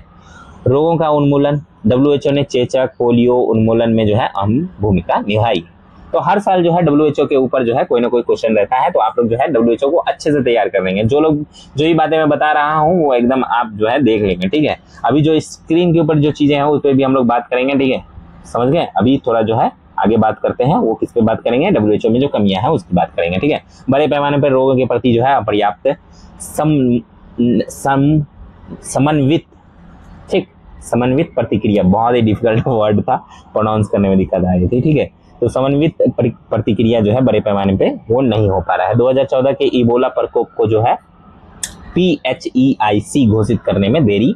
2009 के स्वाइन फ्लू के प्रति जो है प्रतिक्रिया की आलोचना हुई थी WHO की। ठीक है, तो ये भी एक कमी है। राजनीतिक दबाव भी महसूस करता है। चीन और अमेरिका जैसे देशों का अनुचित राजनीतिक दबाव भी है इसके ऊपर। जटिल संगठनात्मक जो है ऑर्गेनाइजेशनल जो है संरचना है, स्ट्रक्चर है। एक ऐसे मतलब एक से अधिक विभागों के कार्यों में ओवरलैपिंग और क्षेत्रीय कार्यालयों को प्राप्त जो व्यापक स्वायत्तता है वो भी प्रभावित होता है। वित्तीय स्वतंत्रता और प्रभावी कानूनी शक्तियों का अभाव भी है। सहयोग करने में अनिच्छुक या असमर्थ देशों को प्रभावित नहीं कर पाता है। हितों का टकराव भी होता है। WHO पे फार्मास्यूटिकल क्षेत्र के हितों से प्रभावित होने का आरोप भी है। समझ गए? यानी ये जो है वैसे मतलब फार्मास्यूटिकल क्षेत्रों से, मतलब समझ रहे, उस इंडस्ट्री से जो है दवाई लेते हैं ये लोग। समझ गए? तो WHO क्या करता है? बेसिकली टीका का जो है वो पास करता है। मतलब किसी भी देश में किसी संस्था से अगर वो टीका लेता है किसी भी चीज़ के लिए, मान लीजिए कोई संस्था ये कहती है कि मैंने जो है इबोला का टीका बना लिया, मैंने हेपेटाइटिस B का टीका बना लिया, तो वहाँ से वो लेना है तो उसके लिए क्या करता है? और WHO की एक टीम जाती है वहाँ पे, इंस्पेक्शन करती है, पता करती है। अब ऐसी चीज़ों में कभी कभी इन्फ्लुएंस भी हो जाते हैं, पैसे भी मिलते हैं उनसे बहुत सारे, तो इन्फ्लुएंस होकर वो जो है उसकी दवाएं चला देते हैं। ठीक है। तो इस तरह की चीज़ें जो है होती है, तो ये भी जो है प्रभावित होता है WHO। अब WHO में सुधार क्या क्या हो सकते हैं? ट्रांसफॉर्मेशन एजेंडा 2017 वैश्विक स्वास्थ्य क्षेत्र में महत्वपूर्ण सुधार लाने का व्यापक प्रयास किया गया था। 3 स्तरीय संचालन मॉडल, देश में स्थित कार्यालय, क्षेत्रीय कार्यालय और मुख्यालय 1 WHO के रूप में कार्य करते हैं। सतत वित्त पोषण, WHO ने अपनी नई रणनीति के लिए वित्त पोषण सुरक्षित करने के लिए 2024 में अपना पहला निवेश दौर शुरू किया था। WHO रिजल्ट्स फ्रेमवर्क या आउटपुट स्कोर बोर्ड, ठीक है, स्कोर कार्ड और प्रदर्शन संकेतों का उपयोग करके राष्ट्रों के स्तर की प्रगति को ट्रैक करता है। ठीक है।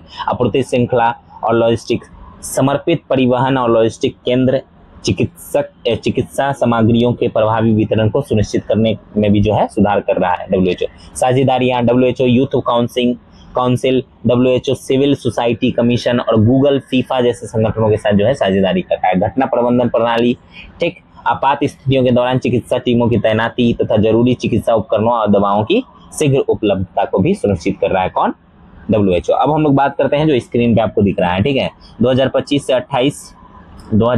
से 28 के लिए जो WHO के आधारभूत बजट में फंडिंग की कमी हुई थी। 14वें जनरल ऑफ वर्क GPW कहते हैं 2025 से 28 के लिए आधारभूत बजट मुख्य कार्यों के लिए जो है $11.1 बिलियन ही मिला था। ठीक है।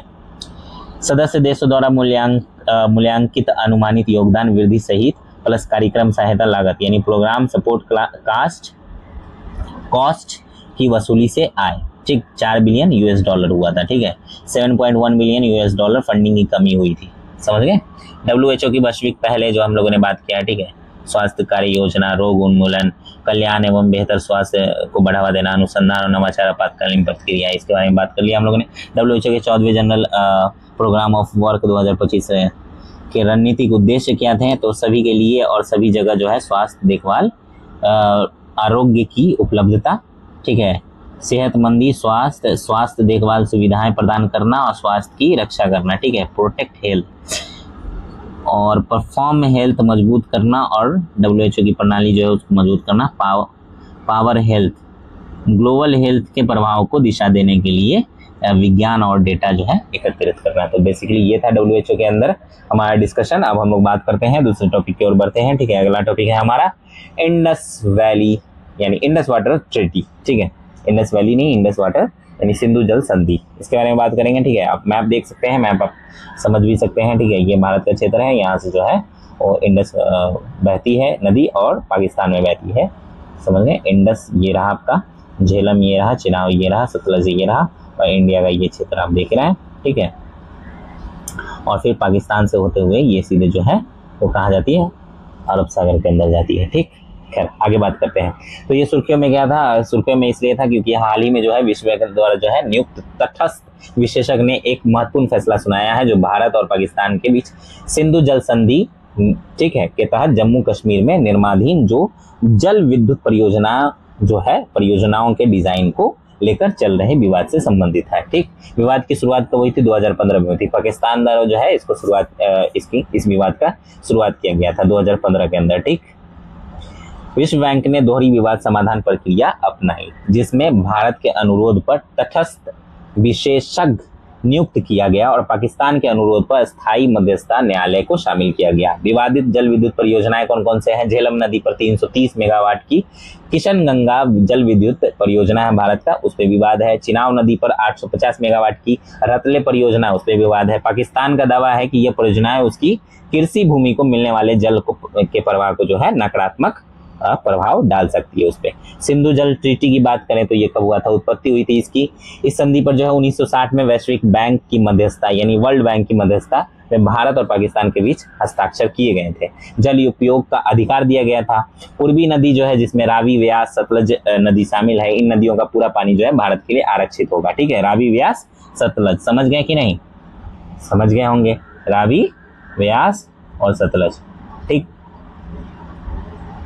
सतलज भी यहीं पे। और जो पश्चिमी नदियां होंगी सिंधु, झेलम, चिनाब, इन नदियों पे जो है पाकिस्तान को जो है आवंटित किया गया था। हालांकि भारत को कुछ सीमित गतिविधियों की अनुमति है, जैसे नौवहन, ठीक, कृषि का उपयोग और जल विद्युत उत्पादन जो है वो कर सकता है। इस संधि से सिंधु नदी प्रणाली यानी जो सिस्टम है उसका लगभग 30% जो जल है वो भारत को और 70% जल जो है वो पाकिस्तान को मिलता है, ठीक। सिंधु जल संधि का कार्यान्वयन कैसे होता है? संधि के कार्यान्वयन से संबंधित जो है सभी मामलों पर नियमित संवाद करने के लिए दोनों देशों द्वारा स्थायी सिंधु जल आयुक्त नियुक्त किए गए हैं, ठीक। विवाद का समाधान तंत्र त्रिस्तरीय श्रेणीबद्ध तंत्र है। देखिए, अस्थायी सिंधु आयोग है, ठीक, PIC जिसको कहते हैं। संधि की व्याख्या या इसके उल्लंघन से संबंधित संदेह या विवाद को हल करने के लिए पहली जिम्मेदारी किसकी है? PIC की है। स्थायी सिंधु आयोग जो है उसकी है।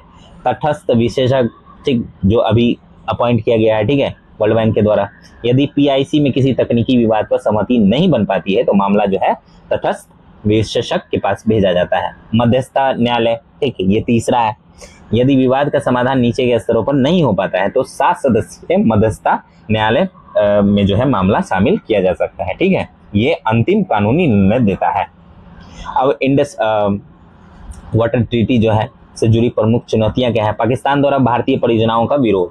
पाकिस्तान अक्सर जो है किशन गंगा रतले विद्युत परियोजना का विरोध करता है। पर्यावरणीय चिंताएं भी हैं। जलवायु परिवर्तन के कारण हिमालय जो ग्लेशियर है, ठीक है, उसके तेजी से पिघलने से सिंधु नदी की प्रणाली जो है, सिस्टम जो है वो जल प्रवाह को में बदलाव आ सकता है। भारत की बढ़ती जरूरतें भी हैं, जनसंख्या वृद्धि है, जैसे कृषि का विस्तार करना है। इसके कारण जो है भारत को सिंचाई और बिजली के उत्पादन के लिए जो है अधिक पानी की जरूरत है, जिससे वो जल अधिकारों की पुनः समीक्षा की मांग करता है। सुरक्षा और राजनीतिक दबाव भी है। रणनीतिक उपयोग, जल को एक रणनीतिक संपत्ति के रूप में देखा जा रहा है। आतंकवाद संबंधी चिंताएं भी है। भारत ने सीमा पार आतंकवाद और सिंधु जल संधि को जोड़कर देखा है, खासकर 2016 के जो उरी मामला हुआ था उसमें, ठीक है, उरी हमला जो हुआ था। आगे की राह क्या है? एकीकृत जल प्रबंधन और जलवायु अनुकूलन। दोनों देश एकीकृत नदी बेसिन प्रबंधन दृष्टिकोण अपना सकते हैं और अस्थायी जल आयोग संरक्षण और बाढ़ प्रबंधन पर ध्यान केंद्रित कर सकते हैं। आधुनिकीकरण और पुनर्वार्ता, नई तकनीकी जो नई तकनीक है, टेक्निक है और बदलते जल उपयोग की मांगों को ध्यान में रखते हुए संधि में सुधार किया जा सकता है, जिसमें अंतर्राष्ट्रीय जल कानून के सिद्धांतों जैसे न्याय संगत और उचित उपयोग जो है और नो हार्म रूल NHR जिसको कहते हैं उसको शामिल किया जा सकता है। पारदर्शिता और डेटा साझाकरण, रियल टाइम सैटेलाइट आधारित निगरानी और संयुक्त डेटा साझाकरण तंत्र से जल प्रवाह, बांध संचालन और बाढ़ प्रबंधन जैसे जुड़ी जो जानकारी है उसको साझा किया जा सकता है, ठीक है, जिससे दोनों देशों के बीच विश्वास की कमी को दूर किया जा सकता है। सीमा पार जल बंटवारे पर अंतर्राष्ट्रीय सिद्धांत क्या क्या है उसके बारे में भी देख लेते हैं। हेलसिंकी का नियम है 1966 राष्ट्रीय सीमाओं को पार करने वाली नदियों और उनसे जुड़े भूजल के उपयोग को नियंत्रित करता है। इस नियम के तहत हेलसिंकी कन्वेंशन भी है 1992 सीमा पार जल प्रदूषण को रोकने और नियंत्रित करने के लिए कानूनी ढांचा प्रदान करता है। ये UN convention on the law of non navigational use of international water courses 1997 सीमा पार जल स्रोतों के उपयोग, प्रबंधन और संरक्षण के लिए बुनियादी मानक और नियम तय करता है और न्याय संगत और उचित उपयोग और पड़ोसियों से अत्यधिक नुकसान न पहुंचाने का दायित्व जैसे सिद्धांत भी स्थापित ये करता है। ठीक, समझ गए। अब हम लोग बात करेंगे ऑक्स के ऊपर। ऑक्स के ऊपर बात करेंगे, ठीक। चलिए देखिए खबरों में क्यों है, ऑक्स के गठन के 5 वर्ष पूरे हो गए हैं, इसलिए खबर में है। ऑस्ट्रेलिया, यूनाइटेड किंगडम और संयुक्त राज्य अमेरिका जो है इसके अंदर है, ठीक है, सदस्य देश ऑस्ट्रेलिया, ठीक।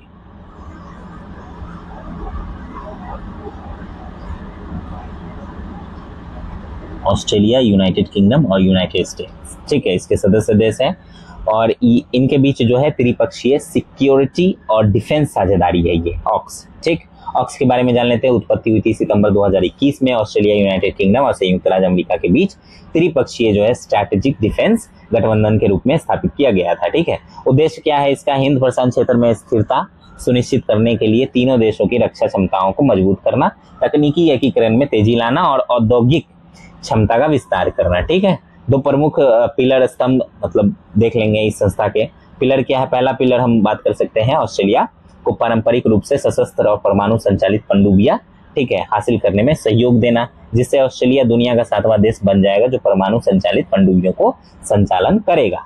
पिलर 2 क्या है, ठीक है, इस संस्था की खुफिया जानकारी साझा करने और महत्वपूर्ण टेक्नोलॉजी, ठीक है, प्रौद्योगिकी, साइबर सिक्योरिटी, कृत्रिम यानी AI, ठीक, क्वांटम प्रौद्योगिकी, क्वांटम टेक्नोलॉजी, अंडर सी टेक्नोलॉजी, इन सब के क्षेत्र में जो है संयोग में तेजी लाने पर ध्यान केंद्रित करना, ठीक।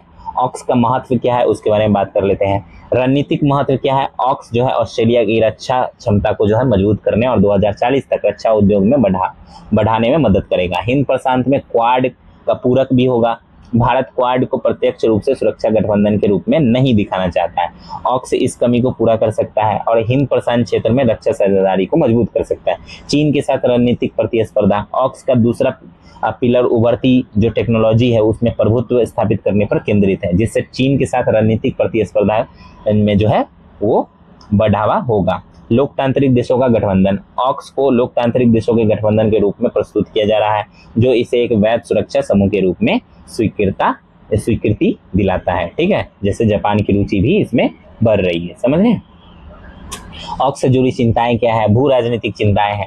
इंडोनेशिया और मलेशिया जैसे कई दक्षिण पूर्वी एशियाई देशों ने हिंद प्रशांत क्षेत्र में संभावित हथियारों की दौड़ और परमाणु प्रसार के बारे में चिंता जताई है। क्वाड की रणनीतिक भूमिका भी कमजोर हो जाएगी। ऑक्स के केंद्र में आने से क्वाड्रिलेटरल यानी क्वाड जो है डायलॉग, ठीक, उसके महत्व में कमी आ सकती है। परमाणु प्रसार का जोखिम भी है। ऑक्स के तहत ऑस्ट्रेलिया को परमाणु संचालित पनडुब्बियां प्राप्त होंगी जो परमाणु और प्रसार संधि यानी NPT, ठीक है, के तहत स्थापित सिद्धांतों का उल्लंघन है। निष्कर्ष क्या है, भारत के लिए ऑक्स चुनौतियां और अवसर दोनों प्रस्तुत करता है, जिससे एक संतुलित रणनीतिक अपनाना आवश्यक है, ठीक। और यह रणनीतिक स्वायत्तता बनाए रखने, स्वदेशी रक्षा क्षमताओं को मजबूत करने और क्षेत्रीय साझेदारियों को गहरा करने पर केंद्रित होगी। तो दोस्तों ये थी मतलब 5 बड़ी खबरें। अब हम लोग आगे बढ़ते हैं, ठीक है, और बात करते हैं क्वाड के ऊपर।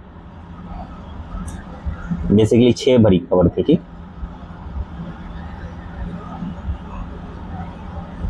क्वाड के ऊपर बात करते हैं। तो क्वाड जो है वो समूह है, आप जानते हैं किसका, इंडिया, ठीक, क्वाड क्यों नाम है देखेंगे तो आप, एक तरह से ये इस तरह का शेप बनाता है इसलिए इसको क्वाड भी नाम रखा गया है। ठीक है, तो इंडिया, जापान, ऑस्ट्रेलिया और अमेरिका, समझ गए। तो इनका जो है वो एक ग्रुप है।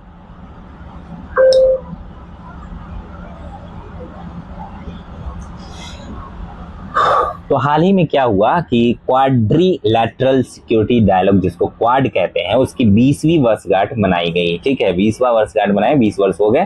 क्वाड जैसा कि नाम से पता चलता है कि 4 देशों यानी ऑस्ट्रेलिया, ठीक है, भारत, जापान और संयुक्त राज्य अमेरिका का एक समूह है। इसे 2007 में जापान के तत्कालीन प्रधानमंत्री जो शिंजो आबे थे, जिनको गोली मार दी गई, ठीक है, उन्होंने ही औपचारिक रूप दिया था। इसकी प्रकृति क्या है, ठीक है, नेचर क्या है, यह एक औपचारिक सैन्य गुट नहीं है बल्कि एक अनौपचारिक रणनीतिक साझेदारी है। इसका मुख्य उद्देश्य क्या है, खुले, स्वतंत्र और समावेशी हिंद प्रशांत क्षेत्र का समर्थन करना जो समृद्ध और मजबूत हो। ये 4 लोकतांत्रिक देश मिलकर वैश्विक कल्याण के लिए एक शक्ति के रूप में कार्य करते हैं। क्वाड का विजन क्या है, 2023 में एक विजन स्टेटमेंट लॉन्च किया गया था, ठीक है, जो इंडो पैसिफिक के लिए स्थायी भागीदारी, ठीक, थीम पर केंद्रित था। क्वाड के कार्य क्या है, क्वाड के काम को 6 मुख्य क्षेत्रों में 6 लीडर्स लेवल वर्किंग ग्रुप्स के माध्यम से आगे बढ़ाया जाता है। पहला तो है जलवायु परिवर्तन से निपटना। दूसरा क्या है, महत्वपूर्ण और उभरती टेक्नोलॉजी जो है, नई तकनीक में एक दूसरे का सहयोग करना। तीसरा क्या है, साइबर सुरक्षा जो है, एक दूसरे का हेल्प करना। स्वास्थ्य सुरक्षा साझेदारी भी एक दूसरे में बढ़ाना, स्वास्थ्य संबंधी चुनौतियों का सामना करना, आधारभूत अवसंरचना, इंफ्रास्ट्रक्चर को बढ़ावा देना, अंतरिक्ष में जो है सहयोग करना। प्रमुख शिखर सम्मेलन कब हुआ था, वार्षिक क्वाड लीडर्स शिखर सम्मेलन और विदेशी मंत्रियों की बैठकें होती हैं। ठीक, वैश्विक पद चिन्ह क्या है, ग्लोबल फुटप्रिंट, ये दुनिया की 24% आबादी का प्रतिनिधित्व करता है और वैश्विक सकल उत्पाद यानी जीडीपी में इसका योगदान जो है वो 35% है। ठीक, समझ गए। और 18% ऑफ द ग्लोबल ट्रेड यहीं से होता है। ठीक, यानी वैश्विक व्यापार में इसकी हिस्सेदारी कितनी है, 18%। क्वाड का बदला स्वरूप सैन्य से आर्थिक गठबंधन तक। पहले क्वाड को अक्सर जो है एक सैन्य केंद्रित समूह माना जा रहा था, लेकिन अब ये आर्थिक सहयोग और क्षेत्रीय स्थिरता पर जोर देने वाले व्यापक गठबंधन के रूप में बदल गया है। सहयोग के क्षेत्र में मिलिट्री पर फोकस किया जा रहा है।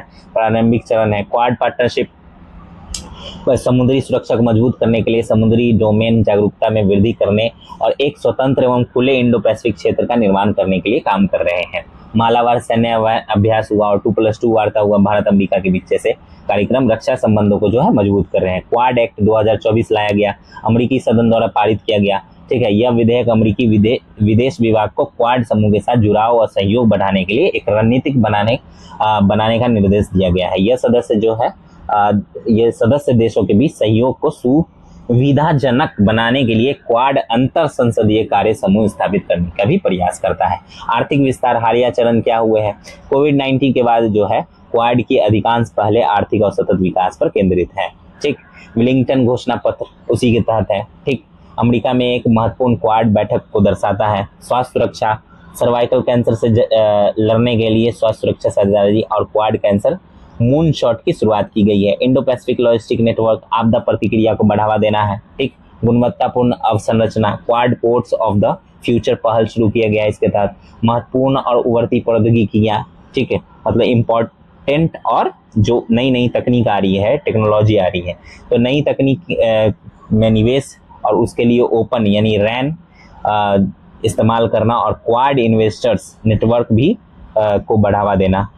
स्वच्छ ऊर्जा, सुरक्षित स्वच्छ ऊर्जा आपूर्ति श्रृंखलाओं को समर्थन करना। क्वाड जलवायु परिवर्तन अनुकूलन संबंध पैकेज भी लॉन्च करना। जलवायु परिवर्तन से निपटने और स्वच्छ ऊर्जा को बढ़ावा देने के लिए इसमें बढ़ावा देना। ठीक है, इसको सहयोग देना। साइबर सुरक्षा, डिजिटल सुरक्षा के लिए समुद्र के नीचे दूर संचार केबलों की सुरक्षा के लिए कार्य योजना बनाना। अंतरिक्ष सहयोग भी देना।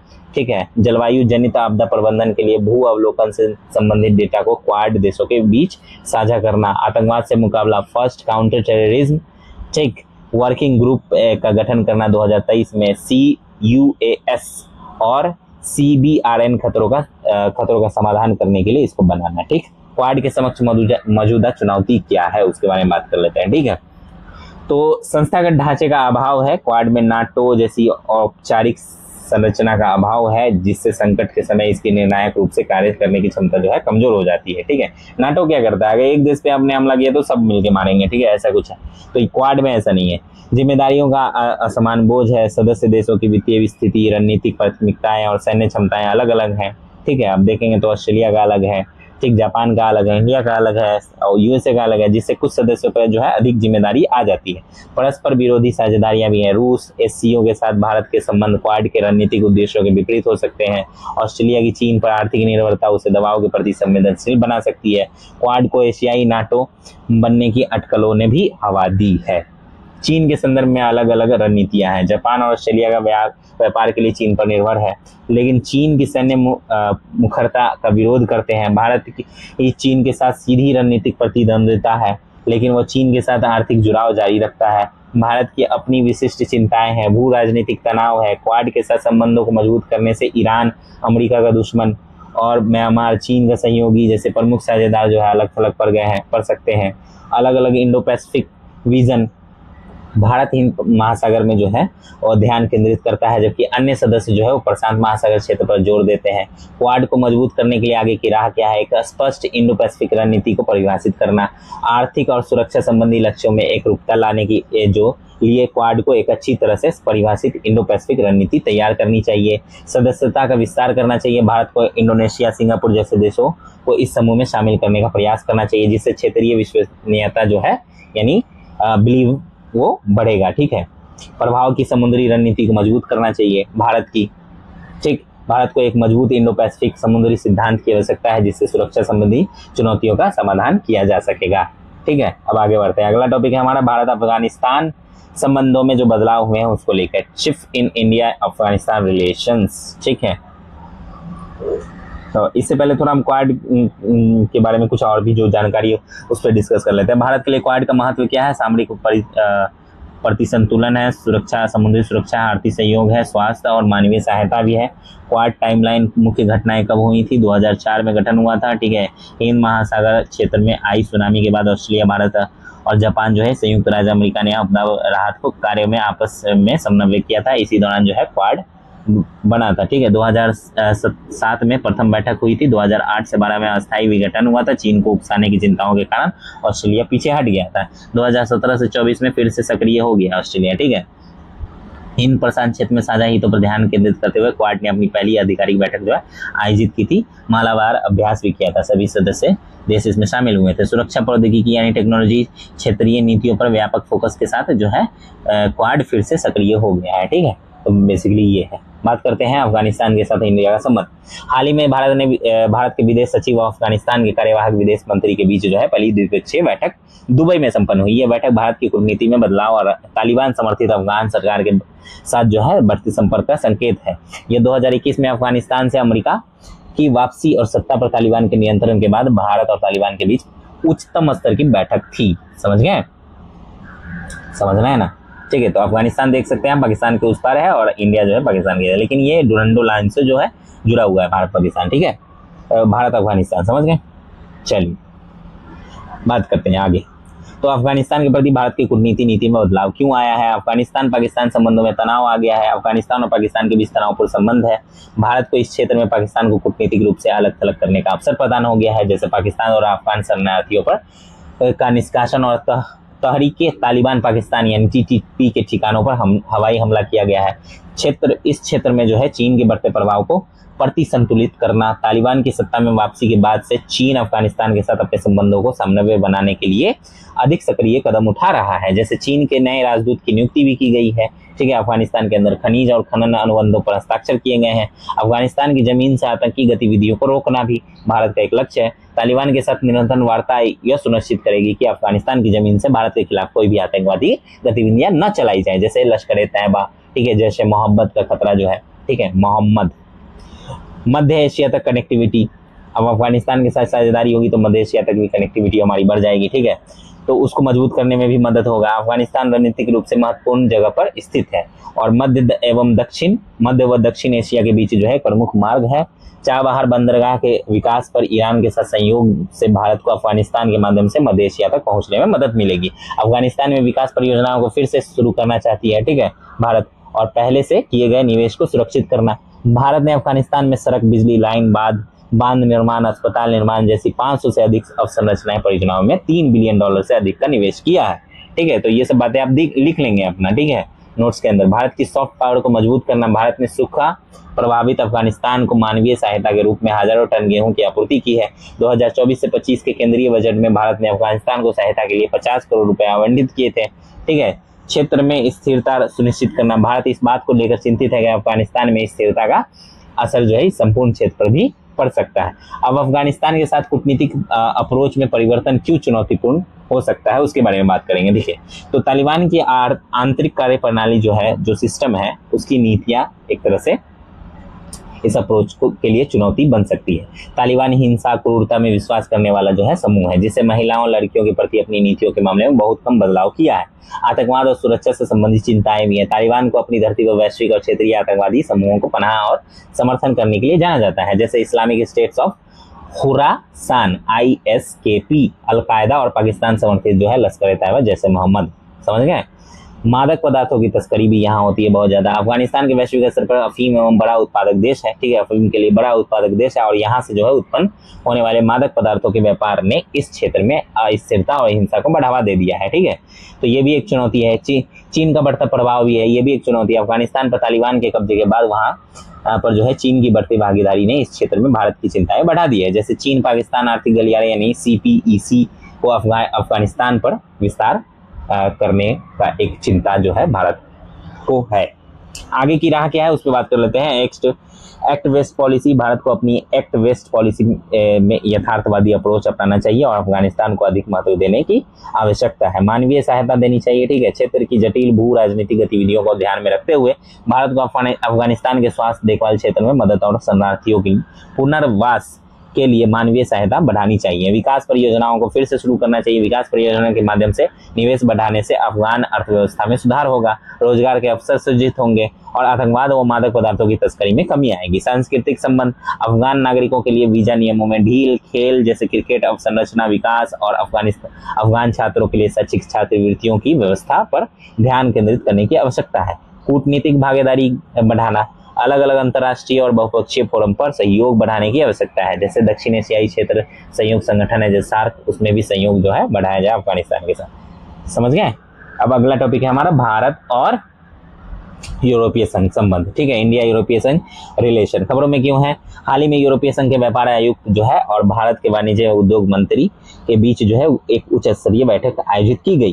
ठीक है, इस बैठक में भारत और यूरोपीय संघ के बीच एक दीर्घकालिक साझेदारी के लिए 6 प्रमुख सिद्धांतों पर आधारित एक रोड मैप जो है तैयार किया गया है। ठीक है, तो अफगानिस्तान के लिए हम जो थोड़ा सा बात कर लेते हैं। ठीक है, एक तो सलमा बांध जो है वो सिंचाई के लिए पानी पीने उपलब्ध करता है, कृषि को बढ़ावा देता है और भारतीय दूतावास परिसर यहाँ राजनीतिक और सांस्कृतिक आदान प्रदान करता है। ठीक है, शैक्षणिक संस्था है, शिक्षा को बढ़ावा देने और सांस्कृतिक संबंधों को मजबूत करने में सहायक है। ठीक है, जरांज डेलाराम हाईवे जो है व्यापक परिवहन संपर्क, ये जो है भारत के अफगानिस्तान में बुनियादी ढांचे के निर्माण में भारत का जो योगदान है उसकी बात कर रहे हैं। ठीक है, विद्युत ट्रांसमिशन परियोजनाएं भी वहां पर शुरू की गई हैं भारत के द्वारा। आर्थिक समृद्धि के लिए बिजली आपूर्ति सुधार भी करती है। ठीक है, सड़क और परिवहन अवसंरचना भी है वहां पे बढ़ाया गया है। व्यापार और आर्थिक विकास के लिए जो है आवश्यक मदद किया गया है भारत की तरफ से। भारत अफगानिस्तान संबंधों का विकास क्रम प्राचीन संबंध है। भारत जो है और अफगानिस्तान के बीच गहरे ऐतिहासिक एवं सभ्यतागत संबंध रहे हैं। मैत्री संधि भी हुई 1950 में। भारत अफगानिस्तान मैत्री संधि ने दोनों देशों के बीच घनिष्ठ और मैत्रीपूर्ण संबंधों की आधारशिला रखी थी। अमेरिका की वापसी के बाद तालिबान के सत्तारूढ़ होने के बाद भारत का दृष्टिकोण बदल गया और सीमित भागीदारी पर ध्यान केंद्रित किया गया है। ठीक है, चलिए तो ये बातें आप लोगों बात करते हैं यूरोपीय संघ की। ठीक है, तो क्यों है रोड मैप जो है क्षेत्र के रोड मैप जो है बनाए गए हैं। भारत यूरोपीय संघ संबंधों का महत्व क्या है? पारस्परिक संबंध, ऐतिहासिक संबंध हम बात करेंगे तो 1962 में भारत ने यूरोपीय आर्थिक समुदाय यानी EEC के साथ राजनयिक संबंध स्थापित किए थे। 2004 में संबंधों को अपग्रेड किया गया था।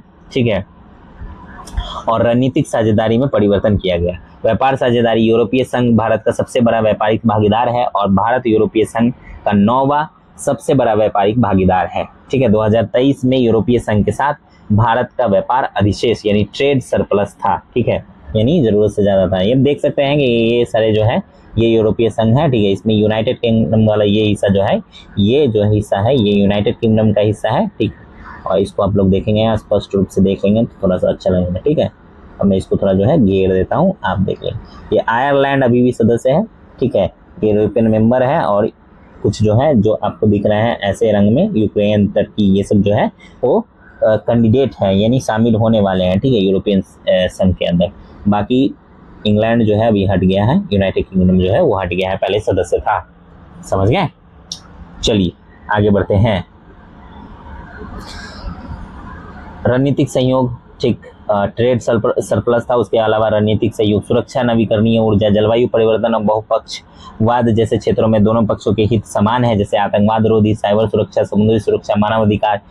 यूरोपीय यूनियन की इंडो पैसिफिक रणनीति हिंद प्रशांत क्षेत्र में भारत की भूमिका को मजबूती प्रदान करती है। कनेक्टिविटी, 2021 में शुरू की गई कनेक्टिविटी साझेदारी का उद्देश्य डिजिटल, ऊर्जा और परिवहन क्षेत्रों के साथ साथ दोनों देशों के लोगों के बीच जनसंपर्क को मजबूत करना है, जैसे India middle east Europe economic corridor का निर्माण करना। भारत के लिए क्या लाभ है उसके बारे में बात कर लेते हैं। निवेश में बढ़ावा मिलेगा, यूरोपीय संघ भारत में प्रत्यक्ष विदेशी निवेश यानी एफडीआई एक प्रमुख स्रोत है, ठीक। अप्रैल 2000 से लेकर दिसंबर 2023 के बीच यूरोपीय यूनियन ने जो है भारत में 107, ठीक है, $107.27 बिलियन का जो है एफडीआई किया है।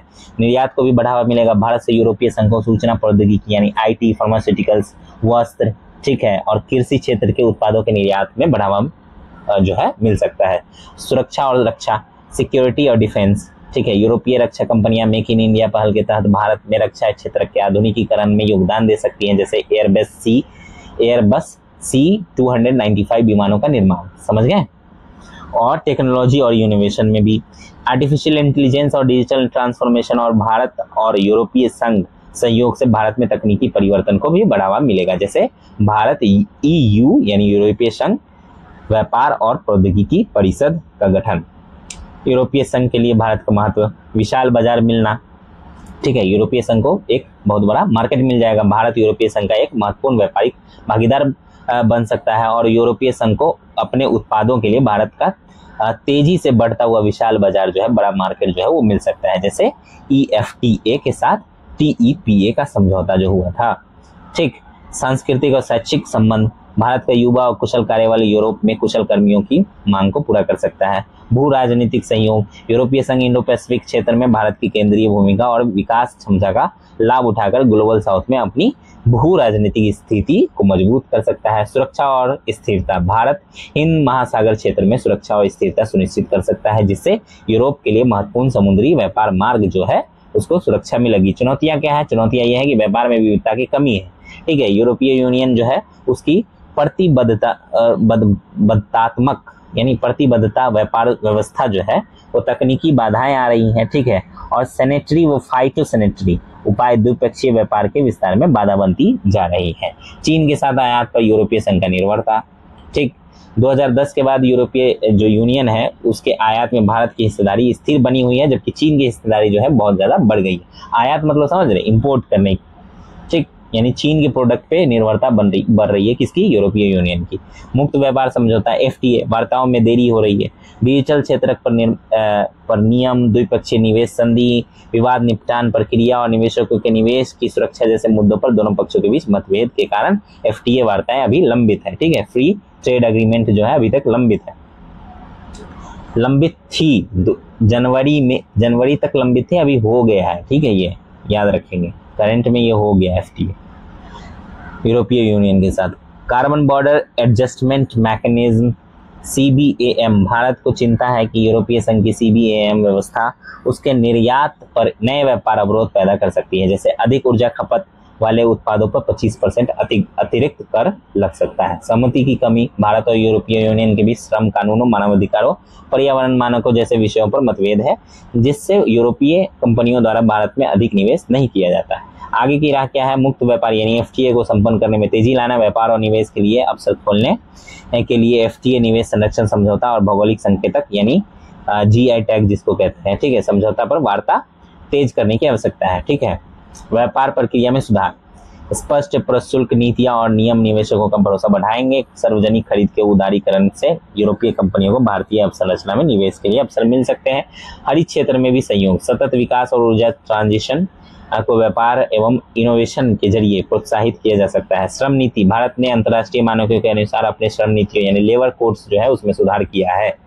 ठीक है, अब आगे बढ़ते हैं। उससे पहले देख लेते हैं जो हमने लिखा है यहाँ पे, भारत यूरोपीय संघ सहयोग के लिए 6 सूत्री जो रोड मैप है उसके बारे में बात कर लेते हैं। तो थोड़ा सा बड़ा करके बात करता हूँ, ठीक है, इसको, तभी जाके आपको थोड़ा जो है समझ में आएगा। ठीक,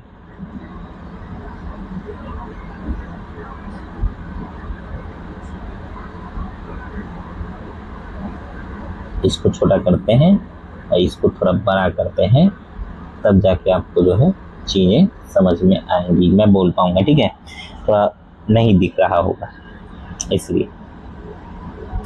ठीक, तो क्या सहयोग है, 6 सूत्री रोड मैप क्या है, साझे मूल्य है। ठीक है, साझे मूल्य की बात करते हैं ये। ठीक, बाजार एकीकरण और आर्थिक विकास के लिए लोकतंत्र एवं कानून शासन के क्षेत्र में सहयोग, गुणवत्तापूर्ण उत्पादन, जीरो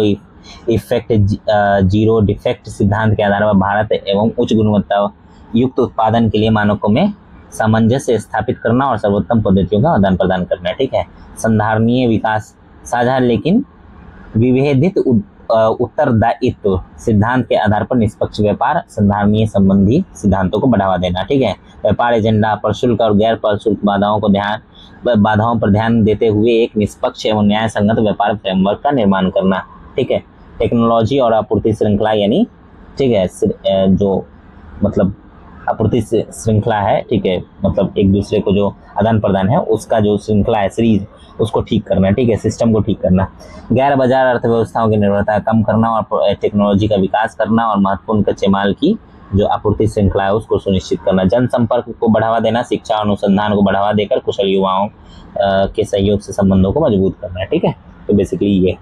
आगे बढ़ते हैं, अगला टॉपिक है हमारा क्या, भारत इंडोनेशिया संबंध, इंडिया इंडोनेशिया रिलेशंस। ठीक है, इस पे हम लोग बात करते हैं और ये हमारा लास्ट टॉपिक है। देखिए, क्यों है खबर में, इंडोनेशिया के राष्ट्रपति भारत इंडोनेशिया राजनयिक संबंधों की 75वीं वर्षगांठ के उपलक्ष्य में भारत की यात्रा पे आए थे। ठीक है, 75वीं वर्षगांठ थी इंडिया और भारत के संबंध का। ठीक, तो इस पे क्या हुआ था कि जो वहाँ के राष्ट्रपति है वो आए थे, ठीक है, भारत के दौरे पे, समझ गए। तो इस यात्रा के दौरान स्वास्थ्य देखभाल सहयोग, पारंपरिक चिकित्सा, समुद्री सुरक्षा, डिजिटल विकास और सांस्कृतिक आदान प्रदान कार्यक्रम से संबंधित समझौता ज्ञापनों पर हस्ताक्षर किए गए। इंडोनेशिया के राष्ट्रपति भारत के 76वें गणतंत्र दिवस समारोह में मुख्य अतिथि थे। ठीक है, तो ये एकदम इंपॉर्टेंट हो जाता है, पूछ लेगा आपसे। ठीक है, 76वें गणतंत्र दिवस के अवसर पर कौन मुख्य अतिथि के रूप में आए थे भारत में। ठीक है, तो वो इंडोनेशिया के राष्ट्रपति थे। ठीक, भारत और इंडोनेशिया संबंधों का महत्व क्या है, पारस्परिक लाभ है, आर्थिक संबंध है, भारत इंडोनेशिया आर्थिक वित्तीय संबंध, पहले EFD 2023 का उद्देश्य सहयोग को मजबूत करना। ठीक, दूसरा क्या लाभ, समुद्री सुरक्षा, महत्वपूर्ण समुद्री मार्गों की सुरक्षा सुनिश्चित करने के लिए क्षेत्रीय व्यवस्थाओं के साथ सहभागिता, जैसे मलक्का और सिंगापुर स्ट्रेट में नौवहन की सुरक्षा। ठीक, डिफेंस एवं सुरक्षा, ये भी एक लाभ है, रक्षा बलों के बीच सामरिक और ऑपरेशनल संपर्क, जैसे कोरपैट किसके साथ होता है, इंडोनेशिया के साथ होता है, गुरु शक्ति किसके साथ होता है, इंडोनेशिया के साथ होता है। ठीक है, समुद्री शक्ति किसके साथ होता है, अभ्यास, वो इंडोनेशिया के साथ होता है। ये सब बातें आप याद रखेंगे। ठीक है, पूछ लेगा कभी भी एग्जाम में। रक्षा स्वदेशीकरण और आधुनिकीकरण क्षमताओं का विकास करना, जैसे ब्रह्मोस मिसाइल की प्रौद्योगिकी, ठीक है, टेक्नोलॉजी को बढ़ावा देना, बहुपक्षीय संस्थाओं में सुधार, दोनों देश संयुक्त राष्ट्र और G20 जैसे बहुपक्षीय फोरम पर सहयोग करते हैं और सुधार का समर्थन करते हैं। क्षेत्रीय साझेदार, इंडोनेशिया हाल ही में ब्रिक्स का पूर्ण सदस्य बन गया है। दोनों देश हिंद महासागर रीम एसोसिएशन, जिसको IORA कहते हैं, इंडो पैसिफिक ओशन इनिशिएटिव, जिसको IPOI कहते हैं, जैसे मंचों पर शामिल है। ठीक, अवसंरचना और connectivity, Indonesia, Malaysia, Thailand growth triangle IMTGT जिसको कहते हैं, उसके साथ भारत की विकास साझेदारी जो है बढ़ रही है। सांस्कृतिक और विरासत के क्षेत्र में सहयोग, 2025 से 28 के लिए सांस्कृतिक आदान प्रदान कार्यक्रम की घोषणा की गई है, जैसे बाली यात्रा महोत्सव। ठीक, समान हितों के अन्य क्षेत्र, आतंकवाद की निंदा करना, ठीक, दोनों देश करते हैं। डिजिटल पब्लिक इंफ्रास्ट्रक्चर दोनों देश करते हैं और साइबर सुरक्षा में सहयोग दोनों देश करते हैं। भारत के लिए महत्व क्या है वो देख लेते हैं। व्यापार, भारत के लिए एक तो महत्वपूर्ण क्षेत्र क्या है, व्यापार। इंडोनेशिया आसियान क्षेत्र में भारत का दूसरा सबसे बड़ा व्यापारिक साझेदार है। द्विपक्षीय व्यापार 2005 से लेकर 6 में 4.3 बिलियन डॉलर से बढ़कर 2023 से 24 में 29.40 बिलियन डॉलर हो गया है दोनों देशों के बीच व्यापार। भू रणनीतिक महत्व भी है, ठीक है, भारत के लिए। भारत जो है क्षेत्र, इस क्षेत्र में सभी के लिए सुरक्षा और विकास यानी सागर जैसे इनिशिएटिव लेकर आया है। इंडोनेशिया अचेह में संबाग बंदरगाह, अचेह में जो है इंडोनेशिया के अचेह में संबाग बंदरगाह के विकास में सहायता प्रदान कर रहा है कौन, भारत, जिससे हिंद प्रशांत क्षेत्र में चीन के बढ़ते प्रभाव को प्रतिसंतुलित करने में मदद मिलेगी। रुपये का अंतर्राष्ट्रीयकरण, स्थानीय मुद्रा निपटान प्रणाली पर समझौता ज्ञापन 2024 हुआ था, उस पर हस्ताक्षर किए गए हैं, जिसका उद्देश्य क्या है, वित्तीय एकीकरण, ठीक। स्वास्थ्य देखभाल और फार्मास्यूटिकल, डिजिटल हेल्थ इनिशिएटिव्स जो है उस पर सर्वोत्तम पद्धतियों को साझा करने से स्वास्थ्य देखभाल पेशेवरों के क्षमता निर्माण कार्यक्रमों में वृद्धि होगी। इंडोनेशिया के लिए क्या महत्व है, भारत जैसा विशाल बाजार का लाभ मिल जाएगा, ठीक है। भारत इंडोनेशिया के लिए एक बहुत बड़ा मार्केट है, भारत सबके लिए बहुत बड़ा मार्केट है, ठीक है। तो ये एक बहुत बड़ा फायदा है सभी देशों के लिए। इसी बात को लेकर जो है भारत अट्रैक्ट कर रहा है अभी सभी देशों को निवेश करने के लिए, ठीक। तो इंडोनेशिया के लिए भी एक महत्वपूर्ण जो है बाजार है, ठीक। भारत इंडोनेशिया के कोयला और कच्चे पाम ऑयल का दूसरा सबसे बड़ा खरीदार है, ठीक है, इंपोर्टर है।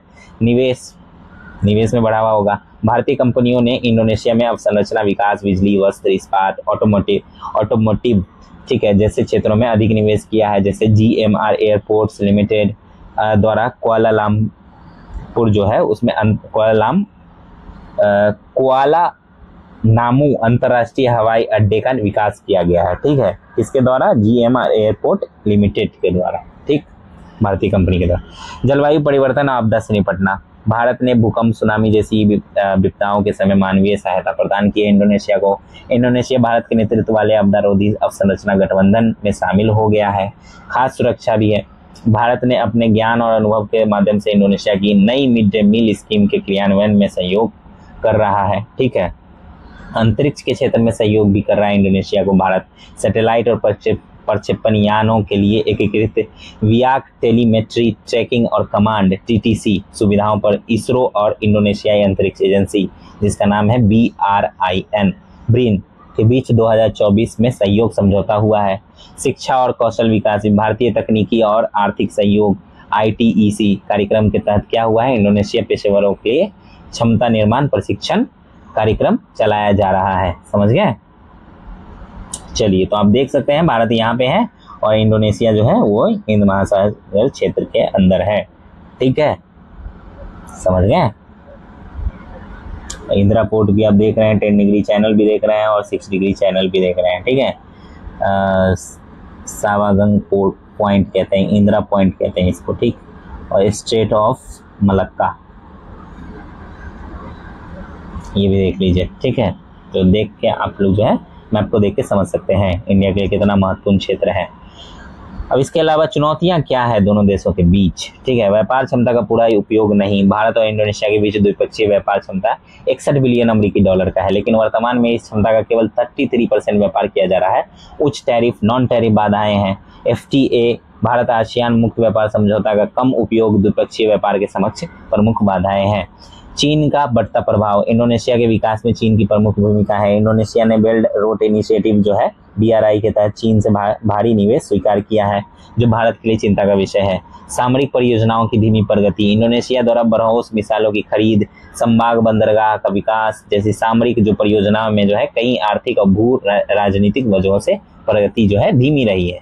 कनेक्टिविटी का अभाव भी है। सीमित डायरेक्ट एयर कनेक्टिविटी और वीजा संबंधी समस्याएं दोनों देशों के लोगों के बीच आपसी संपर्क में बाधा बनी हुई है। आगे की राह क्या है, संयोग के क्षेत्रों की पहचान करने की आवश्यकता है। भारत और इंडोनेशिया को आसियान प्लस से नीति बनाकर चीन के प्रभाव से आगे बढ़ते हुए संयोग के क्षेत्र की पहचान करनी चाहिए, ठीक है। व्यापार के क्षेत्र में भी सुधार करना चाहिए इंडिया को। दोनों देशों के बीच आर्थिक एकीकरण बढ़ाने के लिए FTA यानी फ्री ट्रेड एग्रीमेंट को व्यवहारिक बनाने, व्यापक आर्थिक भागीदारी समझौते सेपा पर शीघ्र आम सहमति बनाने जैसे सही उपायों को बढ़ावा देना चाहिए। क्षेत्रीय सहयोग का लाभ उठाना चाहिए। दोनों देशों को आसियान पूर्वी एशियाई शिखर सम्मेलन जो है और BRICS IPOI जैसे फोरम पर अधिक सक्रियता से सहयोग करना चाहिए। ग्लोबल साउथ में सहयोग, दोनों देशों को साउथ साउथ कोऑपरेशन के माध्यम से ग्लोबल साउथ के महत्व के विषयों को जो है मिलकर काम करना चाहिए। मिनी लैटरल का विकास करना चाहिए। भारत, इंडोनेशिया, ऑस्ट्रेलिया जैसी त्रिपक्षीय साझेदारी की तरफ मिनी लैटरल को सहयोग देते हुए के लिए केंद्रित क्षेत्रों पर कार्य करने के लिए जो है बढ़ावा देना चाहिए। दोनों देशों के लोगों के बीच जो है संबंध स्थापित करने चाहिए। सांस्कृतिक आदान प्रदान करना चाहिए। शिक्षा, रोजगार और पर्यटन के अवसरों को बढ़ावा देना चाहिए। तो दोस्तों ये था पूरा न्यूज़ जिसके बारे में हम लोगों ने डिटेल एनालिसिस की है। ठीक है, भारत इंडोनेशिया संबंधों का इतिहास थोड़ा सा देख लेंगे हम लोग। ठीक है, तो इतिहास की अगर बात करें तो ऐतिहासिक दोनों देशों के प्राचीन काल से ही सांस्कृतिक और वाणिज्यिक संबंध रहे हैं। जैसे रामायण और महाभारत महाकाव्य इंडोनेशिया के लोक सांस्कृतिक धार्मिक आस्था के प्रसार वहाँ पे हुआ है। ठीक है, उसका स्रोत भी है इंडोनेशिया के पहले राष्ट्रपति H.E. सुकुर्नो 1950 में जो है भारत के पहले गणतंत्र दिवस पे मुख्य अतिथि के रूप में आए थे। ठीक है, तो इसको आप लोग जो है नोट कर लेंगे। गुट निरपेक्ष आंदोलन हुआ था। नाम, भारत इंडोनेशिया बांडुंग सम्मेलन 1955 में। नाम के अग्रणी संस्थापक देश में थे दोनों देश। ठीक है, 1961 में नाम का गठन हुआ था। ठीक, नॉन अलायंस मूवमेंट जिसको कहते हैं नाम। 2005 में रणनीतिक साझेदारी हुई थी जो बाद में 2018 में नई व्यापक रणनीति साझेदारी में परिवर्तित हो गई थी। तो बेसिकली ये था हमारा डिस्कशन। ठीक है, आज का। और हम लोगों ने जो है वो जनवरी का इंटरनेशनल रिलेशन का जो महत्वपूर्ण खबर था, बड़े जो खबर थे उसके बारे में हम लोग डिस्कशन कर चुके हैं। जो छोटे खबर अभी बचे हुए हैं इंटरनेशनल रिलेशन के अंदर उसके बारे में हम लोग जो है नेक्स्ट वीडियो में बात करेंगे। तो बने रहिए मेरे साथ और हम लोग इसको जो है खत्म कर लेंगे इस वीक के अंदर। ठीक है, चलिए तब तक के लिए आप लोगों का धन्यवाद। अगर कोई सवाल है, कोई सुझाव है तो आप कमेंट बॉक्स में जरूर मुझसे पूछ सकते हैं। कमेंट बॉक्स में